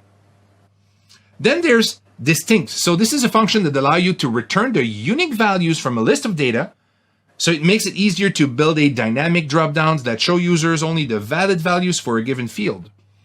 So if you have to build territories, province, county, then city, and then only filter down the list of choices that are part of that county, you only have a certain amount of cities, or a province, it's the same idea. So you can use that to make to shorten the amount of information in a dropdown specific to locations, dates, or whatever. And also you can do basic math. So Power Apps will include a range of math formulas for working with your data, from the simple such as sum or average, or complex like ATAN or SIN, to work with radians. So if you have graphs and you need very specific formulas to get a result on an inspection or quality control, you can put those formulas in. Again, if you use the Dataverse, you can put them in Dataverse, but if you work over an Excel spreadsheet or a SharePoint that you did not put those formulas in, you can put them at the UI layer, and you don't need to develop them with code. You can just use basic Excel formulas, basically, to make them work for you. Now, once you've built an app, how do you share it? How will people access those apps? Well, you can follow me with this exercise on how you're going to do it, but let me show you first. So let's go back to the app that we were building just earlier. When we build the app, as long as you start to put some features in them, you might want to use the play button here to start testing your app. And then when you're done, you're going to press File. And then here, you're going to give it a name. We're going to give it a name, VTD Inspection. Okay. Then we're going to save our app. And by the way, there's versioning that is already included in it. So each time you save, it's a new version, and you have the capability to roll back to another version if you do something wrong. Then you see here the button Share. This is where you'll be able to say, hey, all of those different people will be able to use my app. So when you click Share, there's a few things that's going to happen here. The first one is telling you what kind of sharing rights you want to give with that app. So for instance, here I can say, hey, I want to share this app with my colleague, Mikhail. Oh, he's not there. Let's just go with Dan there. So Dan is a user. And here on the right, I can do a few things. I can say that Dan will be a co-owner. And he will now be able to edit the app if I'm not there, or we can work together on the same app, right? So the day I win the lottery and I leave the organization, at least the app will not be left alone. Also, you have to make sure that that person, that Dan in this case, has access to Excel and OneDrive. Because if you give access to the app, it doesn't necessarily grant access to the data. And this comes back to when we were talking about role-based access control. You cannot use an app to circumvent rights on data that you should not already have access to. So as an app maker, it's my job to make sure that when I build an app, I also share the data sources that are associated to it, either from the Dataverse and Excel or OneDrive. Those are built in, so when it's Office 365, it's fair game. It's easy for me to share with them. But if it was something more sophisticated, like a SQL database, then I might need to go with my IT team and tell them, hey, these person will need to have access to that SQL data. So once I shared my app, people will be able to use that app by downloading the Power Apps app from the Google Store or the Apple Play Store. They don't install the app directly. They have to download this app first that becomes a player, just like you would install Word or Excel on your mobile device. But by installing Power Apps, then within this app, people will be able to see all the Power Apps that are shared with them, that they have access to. Let's take a look at how it feels like on the phone. So here I have my phone, and I see a list of apps that are shared with me. And part of those apps are listed there. You can change the icons and names. And at the bottom, we see the app that is about our inspections. That's the app that we just built. And then once you share that app, users can have access to them. And you can see here that the first screen does not allow me to do much because I did not add a button to it. And this is a good idea because it's so quick to go from your Maker experience to your app. Whenever you see a problem, you can always go back to the Maker experience and make changes. So we see here that it's easy to launch the app, it's easy to install, but right now the app doesn't do nothing. So here, let's close our app, go back to our Maker experience, make some changes, and then make sure that it works on the device. So I'm back to my app here. And the one thing I need to do is to say insert a button. That button is already using the theming I've selected earlier. I can call that button go to my inspection and make it a little more, a little bigger here. I'm no graphic designer. I'm pretty sure most of you are better than I am. And then once I created my button, I can say, you know what? I'm going to insert an action to navigate, right? So I went to action here at the top, and I'm going to use navigate. And by clicking on navigate, I'm going to be able to say, hey, go to browse screen and use the transition fade, just like I would use transition in a PowerPoint. Again, super simple, right? And I can also use the cover, different types of transition. But you do not have to publish your app to actually test it. You can simply come here, press the play button, and then it's gonna work just like it would on your mobile device. And then you can look at your list here, you can select that record, you can edit that record, and then you can call it Bellevue Street West, for example. It would work just the same way as you would do in an app. So it's very easy for you to build your app and test it before you share it. And if you do share it and there's a problem, very easy. You just do what we did here. You come back, you make the save, and then this app will now be shared with everybody. And remember when I said you can roll back to a version if you do something wrong? All the versions are here. And when you click on them, you can see all the history of your version and go back to your version 1 if you need to. So, this is a very quick overview on how you can build Power Apps in a Office 365 environment. You can do those apps on Excel spreadsheets, on SharePoint lists, on your calendar items. Very easy to do. And then when it's time to share those apps, you can share with individuals, groups of people, or even the entire organization. I hope that you've learned a thing or two. But in the next module, we're going to work around automation.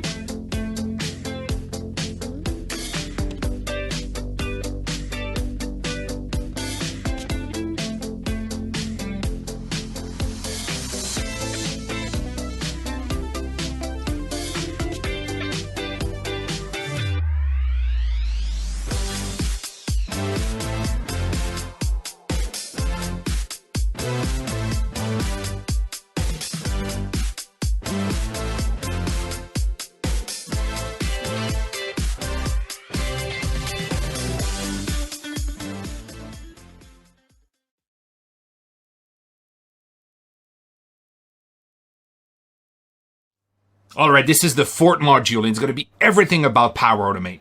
I'm super excited because in the last few years, I've been spending more and more time with this amazing product, helping organizations to transform processes and bridge gaps between old system and new systems. So in this module, we will learn a few things together. The first one is how Power Automate is built and how you can use those features as a pro developer or as a citizen developer. Then we're going to create a flow from a template. We'll even create flows triggered by the Dataverse. We'll automate approvals and use the Approval Center. So buckle up. We're just getting started. So what is Power Automate? So Power Automate has a few capabilities that help you solve different scenarios. You can automate repetitive tasks like moving data from one system to another. You can guide users through a process so they can complete at different stages. It allows you to connect external data sources via one of the hundreds of connectors or directly via an API. And you can automate desktop-based processes with robotic process automation or RPA capabilities. And this is important because when we think of automation, it's not an island. Automation can be very complex. Things can happen in the cloud, but can also happen on your desktop. And when you have to convert files in different formats, it is a very low skill task, but very time consuming. So whenever you have a chance to automate those things, and even better, connect them together, this is a very powerful toolbox. Now, Power Automate allows you to automate at scale because you can efficiently scale automation across your organization. Because it's citizen developer, you can allow everybody in your organization to automate workflows using their favorite on-premises or cloud-based apps and services. And for end users, professional developers to IT. But that would not be enough if it's not secure. So you can securely integrate automation at every level and use confidentiality to enable end users to build automated workflows in a secured, compliant manner and focus on your skilled IT resources on more complex strategic work like building custom connectors. You can accelerate productivity and focus on more strategic work by minimizing repetitive, manual, time-consuming tasks and create more time for your teams to focus on strategic work with easy-to-use, low-code tools, templates, and connectors. But the most important part in all of this is that you can increase efficiency through automated workflows with the power of artificial intelligence. Because you can streamline how you work by combining the power of AI with automated workflows and business processes. And this is a huge deal because once you capture data from an API and maybe repeat tasks on a desktop, there's a very important gap in decision making, in making the right automation in the right conditions. And this is where AI can absolutely augment your business processes by understanding not only the content, but some of the context around an automation. Oh, this is an invoice, and this is what an invoice should look like. And this is the important information I can capture and then enter it into another system. So it's more than just capturing OCR, it's understanding the entire template. But you can also do that with images, with natural language. So when you bring that into automation, it's a very efficient tool. Now, you can scale automation efficiently with Power Automate because you have thousands of pre-built templates and tailored automation. You can automate across your favorite apps and services. There's over 450 connectors that you can use that are off the shelf. And about a third of them might be with Microsoft services and AI, but the rest is non-Microsoft services like Salesforce, SAP, Zendesk, or Twitter. It integrates with the Microsoft ecosystem. In fact, Power Automate is built within Azure, Microsoft 365, and Dynamics. So not only it's easy for you to build automation with the Power Automate portal, but when it's time to invoke automation from an Excel spreadsheet or from an opportunity in your CRM, you can do that out of the box. And lastly, it can connect to on-premises data and also in the cloud. Because it uses the on-premises data gateway, you can connect to stuff like SAP and Oracle and automate the rest with your emails or your CRM. So all of this allow people with different skills in your organization to automate things, bridging those gaps between API-based automation and legacy systems. Now, here's an example on how you can do a purchase order approval. So approvals are a great place to build in Power Automate because they're often defined, but they're still manual. Or sometimes with approval, you have to approve everything in different systems. You have your travel expenses in one system for your team, and then you have vacation requests in another system, and maybe a discount for a client in another system. So as a manager, being able to not only build appropriation workflow more efficiently, but being able to approve everything from a single place is a huge time saving. So then a user can start the process by going into Power Apps and creating a purchase order request. So once they submit the request, the information is sent to a Power Automate flow. The flow can be built to evaluate the request and then route the request based on criteria such as submitting user and the requested amount. The first action could be to send the request to the user's manager, and the manager could be automatically retrieved from Azure AD, avoiding prompting for duplicate information. Because Power Automate lives within Office 365, all of that company or organization mapping that you've created can be leveraged in AD automation. So we know who you are, your coworkers based on teams. We know who your manager is. And all of those information are pervasive throughout the Power Platform. And it is super useful when we're talking about approvals. So Power Automate works by creating flows, of which there are 3 different types. You can have cloud flows, which are instant, automated, or scheduled. Cloudflow uses APIs most of the time, using those 450 connectors that are existing out of the box, or with custom connectors. Then there's business process flow, which allow a user to follow steps or stages in the process. It looks like business process management if you're familiar with this type of tools. And you have desktop flows or robotic process automation that will simulate the interaction the user will have with a computer by moving the mouse and clicking and entering data. Then you can add artificial intelligence to your flow without writing any line of code. So to take advantage of these AI capabilities, you must first build a model with AI Builder. You can go to flow.microsoft.com and then follow a wizard that will guide you through building and training the model. Currently, there are 4 available AI model categories available to build out of. You can do forms processing, so it will extract text from an uploaded images or PDF. There's also object detector, so it will identify object from an uploaded image or taken photo and then provide a count of the number of objects that are present. There's prediction, and there's text classification. These are only 4 of the standard models, but each of those models can be tailored to your needs. You can now do forms processing with expenses or with receipts. You can do validation of passports. So all of those pre-trained models are available to you. And you can also build some custom models to suit your specific needs. Now let's take a look at how TruGreen was able to automate their customer satisfaction process using Power Virtual Agents and Power Automate. One of the values that we pride ourselves on here in TruGreen is our statement, live life outside. We take this to heart. And the only way for us to do that is to be genuine about it, in the quality and in the timeliness of the service that we provide. And for us, we had to put our customers right in the center of this conversation. A lot of companies are looking into how to improve their consumers' experience. And for us, when we started looking at our transformation, we couldn't ignore technology. And that's where Microsoft came to play. They are truly genuine about the desire to transform consumer experience for companies like us. So it was a great partnership, and it gave me a ton of confidence that I can go through that journey. We have 2.4 million plus customers. They want to interact with us on a channel and time of their choice.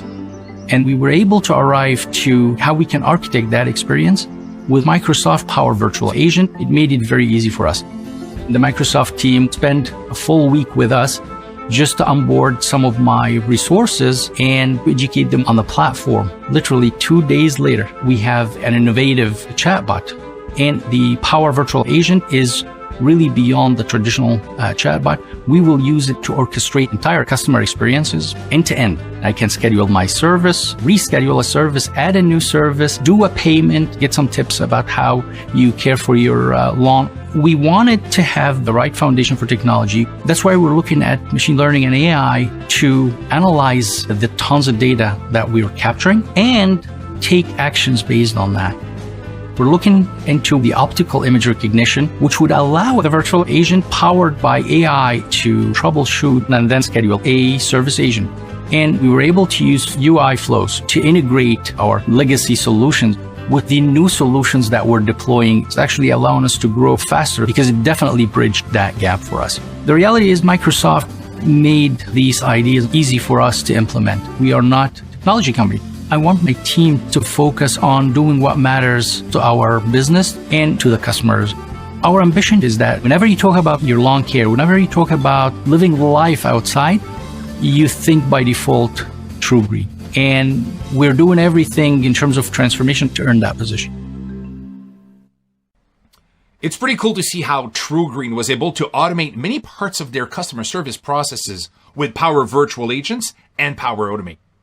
But the best place to start to build your own processes is with templates.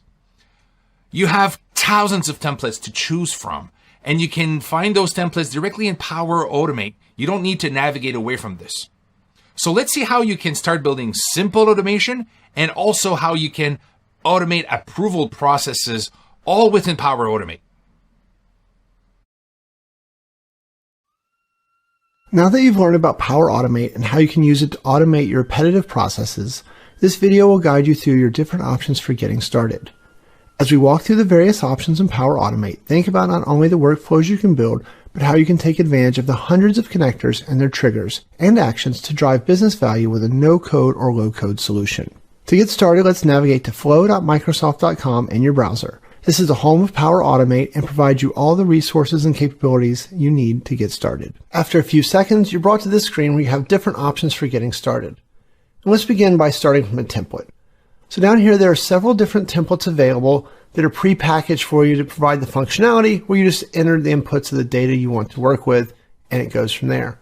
You can either browse through the list of templates, you can search them by the different types of templates, or you can search by a keyword or a connector. So in this case, let's type in Microsoft Forms and see what options we have. After a brief moment, we're presented here with lots of different pre-configured templates using the Microsoft Forms connectors. So we can see like recording our responses into SharePoint, sending emails to the responders, or other additional options. And let's go down here and maybe we want to take advantage of one of the more complex ones so we can see what the things look like in action. To do that, we'll look at the Approve a Microsoft Forms response to add a row to an Excel spreadsheet. So we're going to click on the template. This then brings you to a screen that loads the additional information about what this particular template does. And if you scroll down to the bottom, then you have the different connections that it will use. If you've not previously used these connectors, you'll be prompted to sign in, but we have. So in this case, we can click Continue. And now we have a complete flow where we just walk through and we've configured the options. So we would choose the form from the list of forms we've previously created in Microsoft Forms. Then we would connect that in. We would then have an approval process, right, to prompt to accept this approval. Here we can configure things like what is the information that goes out, who's it go to, so we could send it to always to ourselves, we could send it to our manager. We have different options here we can take advantage of. And then we get into the conditional logic of a flow. And so if the response is equal to approve, so if that is yes, then we have the ability to add a row into a table. So we would then choose the Excel file that we want and then send an email approval. Or we can scroll back up here, and if we have a no scenario, then we can send a simple email saying your response was not accepted. This gives you complete flexibility in your solution, and this is a great framework to get started. So if you wanted to add additional steps, maybe logging to another data source like the Common Data Service, looking up the user's manager, or even sending out a tweet based on this response, all of these are available to you thanks to the rich connections and the easy to use interface in Power Automate. You just come in simply, hover here and say insert a new step, add an action, and now you can choose your action. And then once you choose your action, such as Microsoft Teams, then you can see you have the ability to post a message, for example. So great way to take one of these template apps and extend it and use it for your scenario. To look at additional ways to create flows, click on the create button on the left again. Now at the top, you can see that there's 3 ways to make a flow where you can start from blank. And so creating an automated flow, an instant flow, or a scheduled flow, these are still your standard types of flows like you just looked at creating the template. These are just starting you with different triggers. An automated flow would be one where data has changed. So maybe you got an email in your inbox, some data changed in the common data service or on your SharePoint site, and you want to then have that trigger or cause your flow to take action. That would be an automated flow. An instant flow, this is one where you press a button. This could be a physical button like a flick. This could be a virtual button like in the Flow Management app or in Power Apps. So having the user press a button that then causes your flow to go and run. And then finally, you can set flows to run on a schedule. So maybe that's every morning at 8 a.m. Maybe that's the first day of the month. Maybe that's every 15 minutes. You have the ability to set different occurrence schedules for that. In addition, you can create a business process flow. Business process flows are the ones that run on top of your common data service, and are often used with model-driven apps to help guide the user through the process. So that way, when you onboard a new customer, you can guide them through the various steps and stages of the process along the way. You are now ready to use Power Automate to build your first flow without writing a single line of code. What business process will you automate first? So now that we saw how we can build API automation using Cloud Flows, let's delve deeper into what a business process flow is. Because sometimes you need a human in the loop to help you achieve tasks, either with people working together across multiple stages, entering data, or also trigger automation at different steps of their process. So you see here we have how long this process was active, and then the user could actually run through many fields directly into the process itself without having to navigate further in the page. And you see that when we switch about an hour ago, the information is already set active here. And then we can select a few information, but you see here, I cannot move to the next stage unless the review ideas is completed. Then I can close. I can move to the next stage and award the issue and close a challenge and finish my process. And once it's finished, I have my little flag here that tells me everything that has been done. These are much easier to build than you might think. I have a few flows that are already existing, that are out of the box to automate certain tasks, but we're going to create a new one for our system. So here we're going to call it Risk Report Progress. Okay. And then it's time to choose the entity. I'm going to use the risk reports. It's already all connected to CDS, so it's very fast to get the information back directly without creating new connections or whatever. And now we're going to be in the same kind of idea we had with business processes, with business rules, like we have stages and we have different actions. So now let's just put some stages in line. I know I'm thinking about 4 stages will probably do the job. I like to lay out all my stages before I start putting steps in them. Then you can work differently if you have other preferences. My first stage will be called, if remember, reported.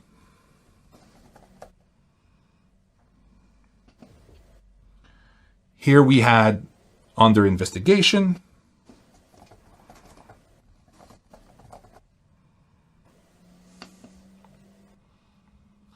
We had assigned to be resolved.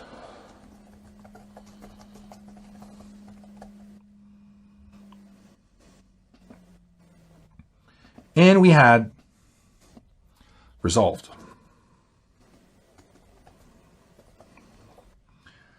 There's a cool thing with business process flow that business rules don't do. While a business rules must be to a one single entity, a business process flow can actually work across any entity. So it's going to be very easy to transition, let's say, from a risk report and then move to a child entity of the risk report, let's say, the investigation or the actions to fix the problem. And then when we move back, go back to our process, which is the risk report itself. This is where you can do it with branching, but you don't have to. It can be the same process, but you can move from many different entities within the same process. And the category here was mostly using for Dynamics 365, where it allows you to use different visualization for a pipe, for example. Okay. So we did all of our steps, our stages, sorry. Now it's time to add a few steps. So in the first area here, there's always like the first data step. We're just going to put like the name of the report that was created. So name. So these are again all the fields from CDS. It's important you click apply before you move to another step. And then I can have like a different steps here. I'm going to use the risk type. A little quick tips here is that if you go directly to the field, it's going to name it automatically. So it saves you a little time there, right? And we can make this field required before we move to the next stage. So even if it's not required in the CDS, I can make it required in my stage. So it needs to be filled before moving to the next one. And then we can add a few more steps here that will be there, and a report number.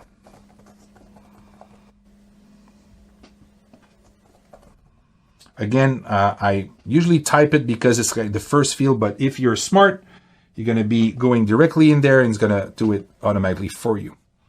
Now that I created that, let's add a few more steps in our risk report under investigation. So the first step will be description. Apply.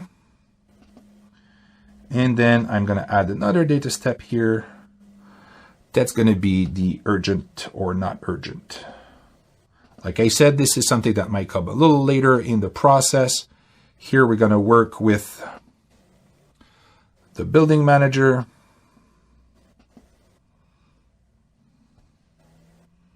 But we didn't enter the building manager field directly in our form, so that's why it doesn't show here. And in the risk resolved here, we're just going to have our risk status so we can close it when we need. I'm just going to use the risk status. Here we go. So now I created my business process. It will be interesting to see if it is urgent that we said here in the under investigation. I might want to add an extra step. So I'm going to add a condition here, and my condition will fit right between those two processes. Okay. So if the condition on the field urgent equals yes, apply.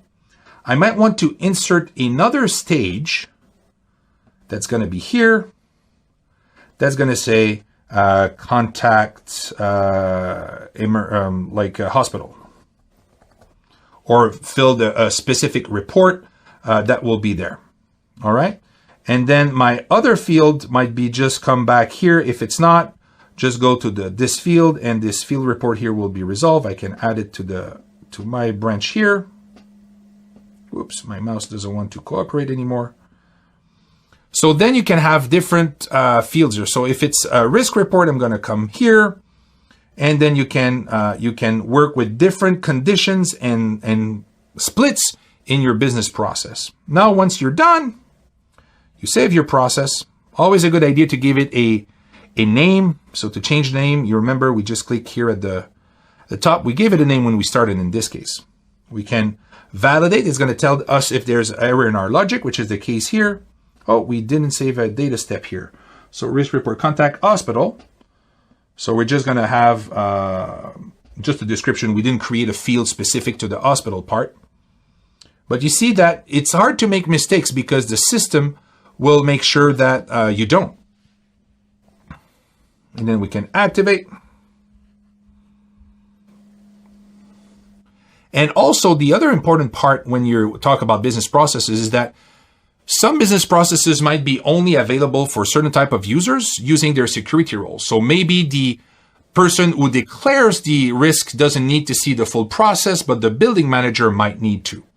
But this is it. This is as simple as this. We've created our business process flow using the editor here. So we've seen together how we can build different types of processes with Power Automate. So we have those cloud flows that helps you automate everything with connectors and APIs. We have business process flows that help you to move from stages to stages and to steps and put those directly into model-driven apps or to use them as a standalone. We will soon have more module on how you can build desktop flows that allows you to do robotic process automation in both attended and unattended mode. But for now, what we saw is that Microsoft Power Automate allows you to bring automation to your business processes. So with a different type of flow to cover different processes, plus the ability to connect to data from hundreds of data sources, only with a few clicks. Because Power Automate affords great flexibility. All it takes to get started is knowledge of your business process. So to recap, Power Automate is a web-based service for automating your business processes. It has different offerings to meet your needs, event-driven flows, business process flows, and desktop flows. Each have their own unique properties. Power Automate has hundreds of templates that combine actions and triggers from connectors to create workflows useful for any business scenario. Your automation can save your business a lot of time and energy that you spent on repetitive tasks and make your business run more smoothly.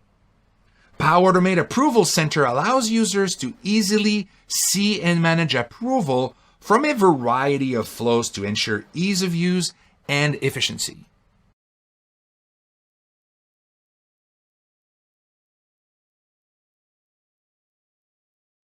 So let's start our last module with Power BI.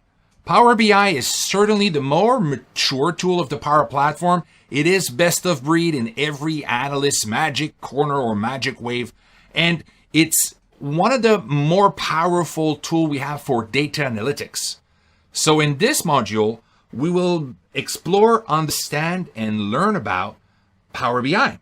So we will describe the business value and features. We will see how Power BI works and looks from a user's perspective. And we're going to learn how to build a simple dashboard, learning how to connect to data in Power BI Desktop, transform and model the data you import, do some basic visualization, create and share dashboards, and discover how to collaborate with Power BI. So, first of all, let's do a quick introduction of what is Power BI.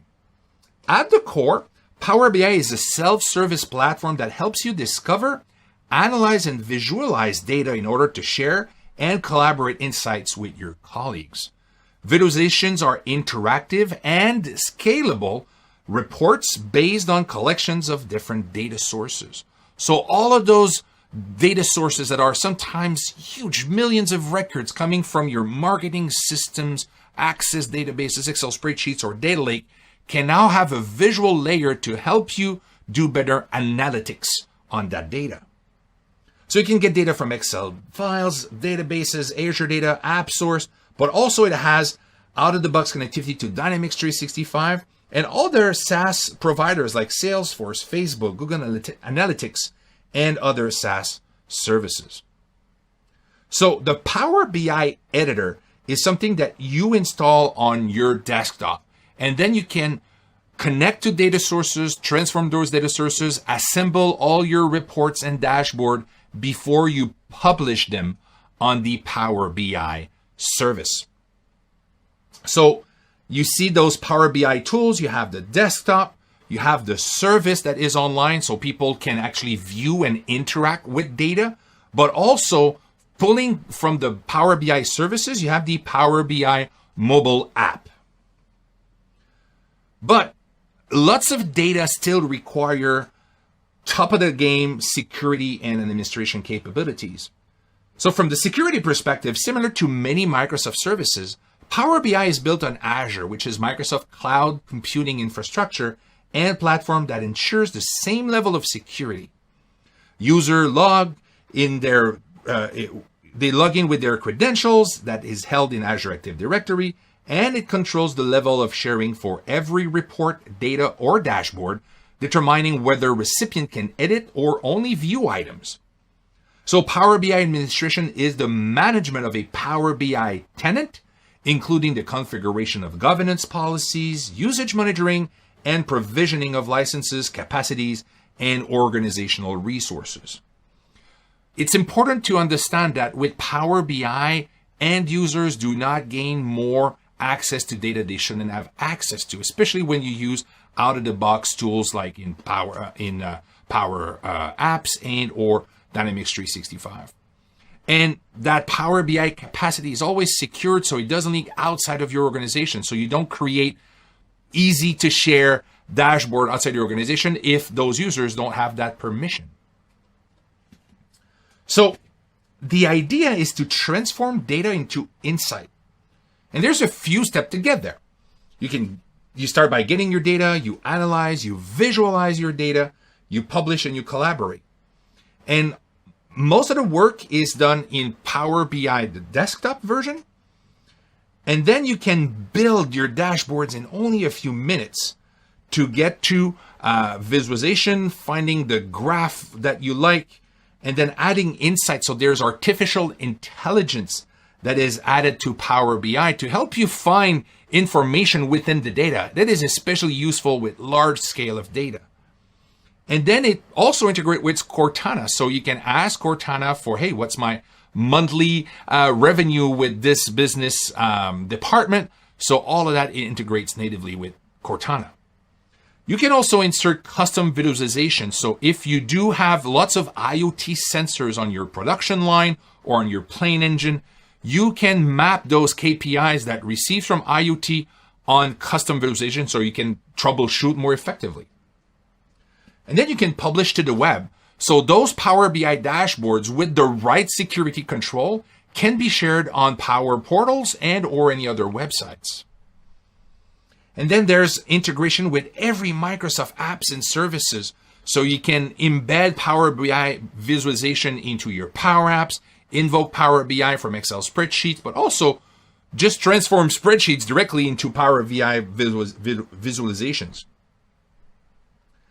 And then there's Power BI Mobile that not only allow you to visualize some data, but there's still data interactivity directly on the mobile app. So where you're on the go and you want to have those sales report and being able to quickly tell the team, hey, we need to focus on a certain metric, this is at your fingertip on your mobile device. But everything starts from the desktop. So the discovery and exploration, the authoring, the custom visualization, and even integration to big data tools like R are done through Power BI Desktop.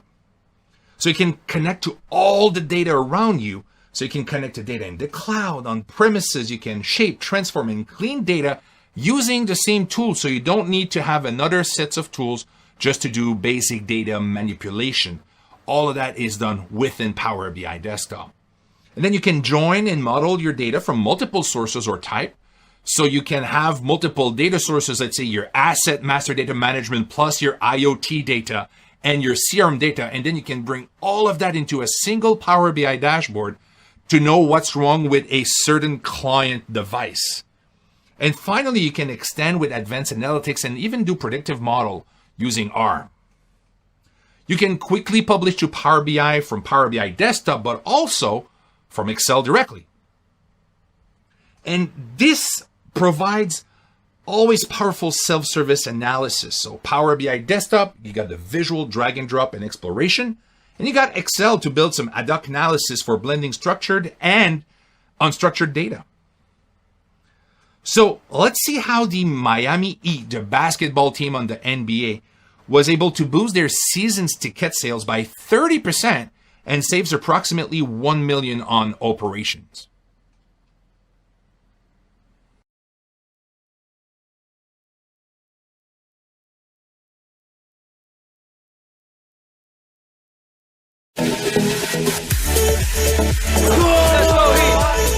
We make people happy, whether it's a little kid coming to their first game or seasoned folks that have been coming for years.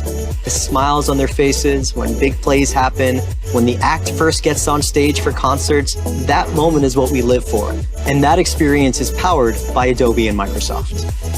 We selected Microsoft because there's no other place where we can go find an enterprise-capable platform to do so many different things. They provide the data warehouse, the Azure cloud, and the Power BI platform that visualizes all of this data that's really mission critical for us. Microsoft and Adobe are the backbone to our customer journey. It was a no-brainer. The fact that they already had readily available integrations with our existing Microsoft technologies, it was a cinch to really bring it in and be able to move the data from both platforms.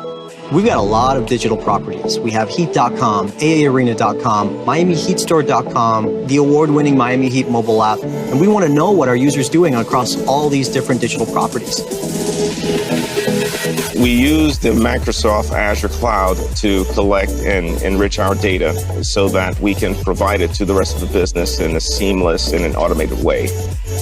First, we are scoring every lead that comes into this building, whether it's from mobile ticketing data that we capture, Wi-Fi data that we capture from Adobe Analytics or Campaign, and say, hey, this person would have a high propensity to buy a season ticket, or this person would be a great fit for a retail store buyer. This data is moved into Microsoft Dynamics so that our reps can ensure that we are on track to drive those leads through the funnel to where we convert them into new customers. And that's why we selected Dynamics 365 to enable our salespeople to better sell. After we implemented the data warehouse and Dynamics 365, we had a 30% year-over-year increase in our season ticket sales, with essentially the same team on the floor. All of this information is made available through Power BI so that we can measure our performance, and it's accessible by our ownership, our executive leadership, right down to the guest services rep who's working at the arena event. Our vision here is we just want to understand our fan. Understanding the fan provides for a great customer experience, but it's also great for our business as well. We now make data-driven decisions rather than focusing on assumptions or the way things used to be done. This has transformed the way we do business.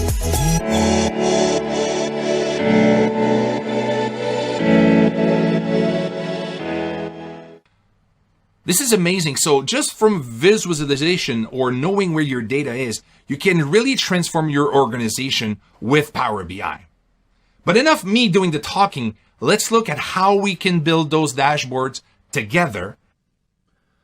So in Power BI, I have multiple options to import data, build new tables, and also have a number of visualizations that I can insert in my dashboards. And I have also drill throughs and different filters. What I did in this case, I've already imported 2 CSV files, and now I want to transform my data to have different ways of working with those numbers in my dashboards. One of the things I want to do here, I have all those columns about sales, discounts, and COGS, but I really want to create a new column directly in Power BI to be able to assess the costs of fabrications. So I can take the units sold and I can add another column and just say, hey, units sold times the manufacturing price or manufacturing cost. So I can choose another column. So just like I would do in Excel, I can still do transformation to my data before building my visualization. So at the end here, you see all that test column that I just created calculates those, does those simple arithmetic to help me find indicators that the original file might not have provided. Now, once those changes are built, I can do many other things with my data. I can create relationships if I want to connect to multiple tables. But in this case, I'm going to just hide the column that we've created. I'm not going to use it in my use case here.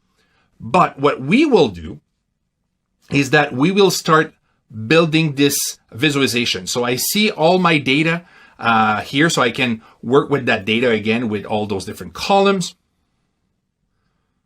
And then I see the different sales, the COGS, so I can already have like a basic report if you want that I'm going to be able to use in my dashboard. And if I had relationships with multiple tables, then I can build those as well. And those multiple tables can come from multiple data sources. So if you have data from your ERP that are your actuals, but your CRM that are your sales, and you want to have a better assessment of the cost to acquire new clients, you can absolutely do that. But in this case, we will keep our very simple metrics working on those columns that we've already had. Now, I just chose a bar chart here, and I can select what data I want to show in that chart just by selecting them in my column box. So here I've selected the discounts, the product, the profit, the segment, and the units sold. And I already have like a basic visualization. Think of it as a pivot chart on steroids. But the cool thing is that some visualizations have some AI in them. So if I use those advanced visualization, I can see profits is more than a certain number. I can see what are the drivers of those different KPIs. So this is where it goes way beyond what you can do with Excel only. So this is a very useful way to see what are the influencer for my numbers. And it's just by selecting the chart type over the data I've already selected, it does the work for me. I'm adding another area here. So I'm just repositioning so it looks better on my report or on my dashboard. And then I'm going to be able to select another data source to fill that visual tile here. So let's use the manufacturing cost and the product. And then if we want to assess a little more of it, let's look at the sales price and profit. So then we can have, again, more ways to find insights in to help me making more better decisions. And then I can move the axis. I can have one axis that is the basic data and then have a second axis that will be like a line graph, helping me, again, identifying the cost versus profits of each unit sold. And the next phase will be to share that report, or at least to publish it to the Power BI service. So then I was working all that time on my desktop, and now by publishing this to the Power BI service on the web, it's going to be accessible not only for me, but for my colleagues who have the appropriate license to visualize that data themselves. So I'm just going to save this as a Power BI file, and then I can upload that file automatically without leaving Power BI to my workspace, which is my area on the Power BI service. So if you have a workspace for marketing, another one for sales, and another one for manufacturing, you can choose where you will publish those dashboards.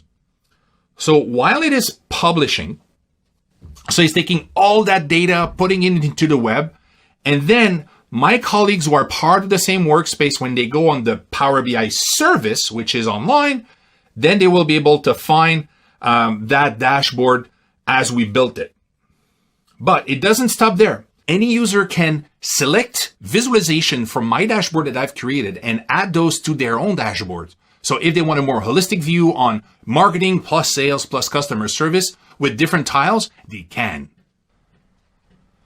You see, there's nothing magical about Power BI. It's pretty simple. You just import spreadsheets, you transform your data, you rename some columns, and it's a fairly straightforward process from there to publish, visualize, collaborate directly in the Power BI service. So in summary, Power BI allows you to easily analyze, visualize, and collaborate on data. Now you can get started leveraging these capabilities to make better business decisions. Power BI Desktop is a free application for PC that lets you gather, transform, and visualize your data.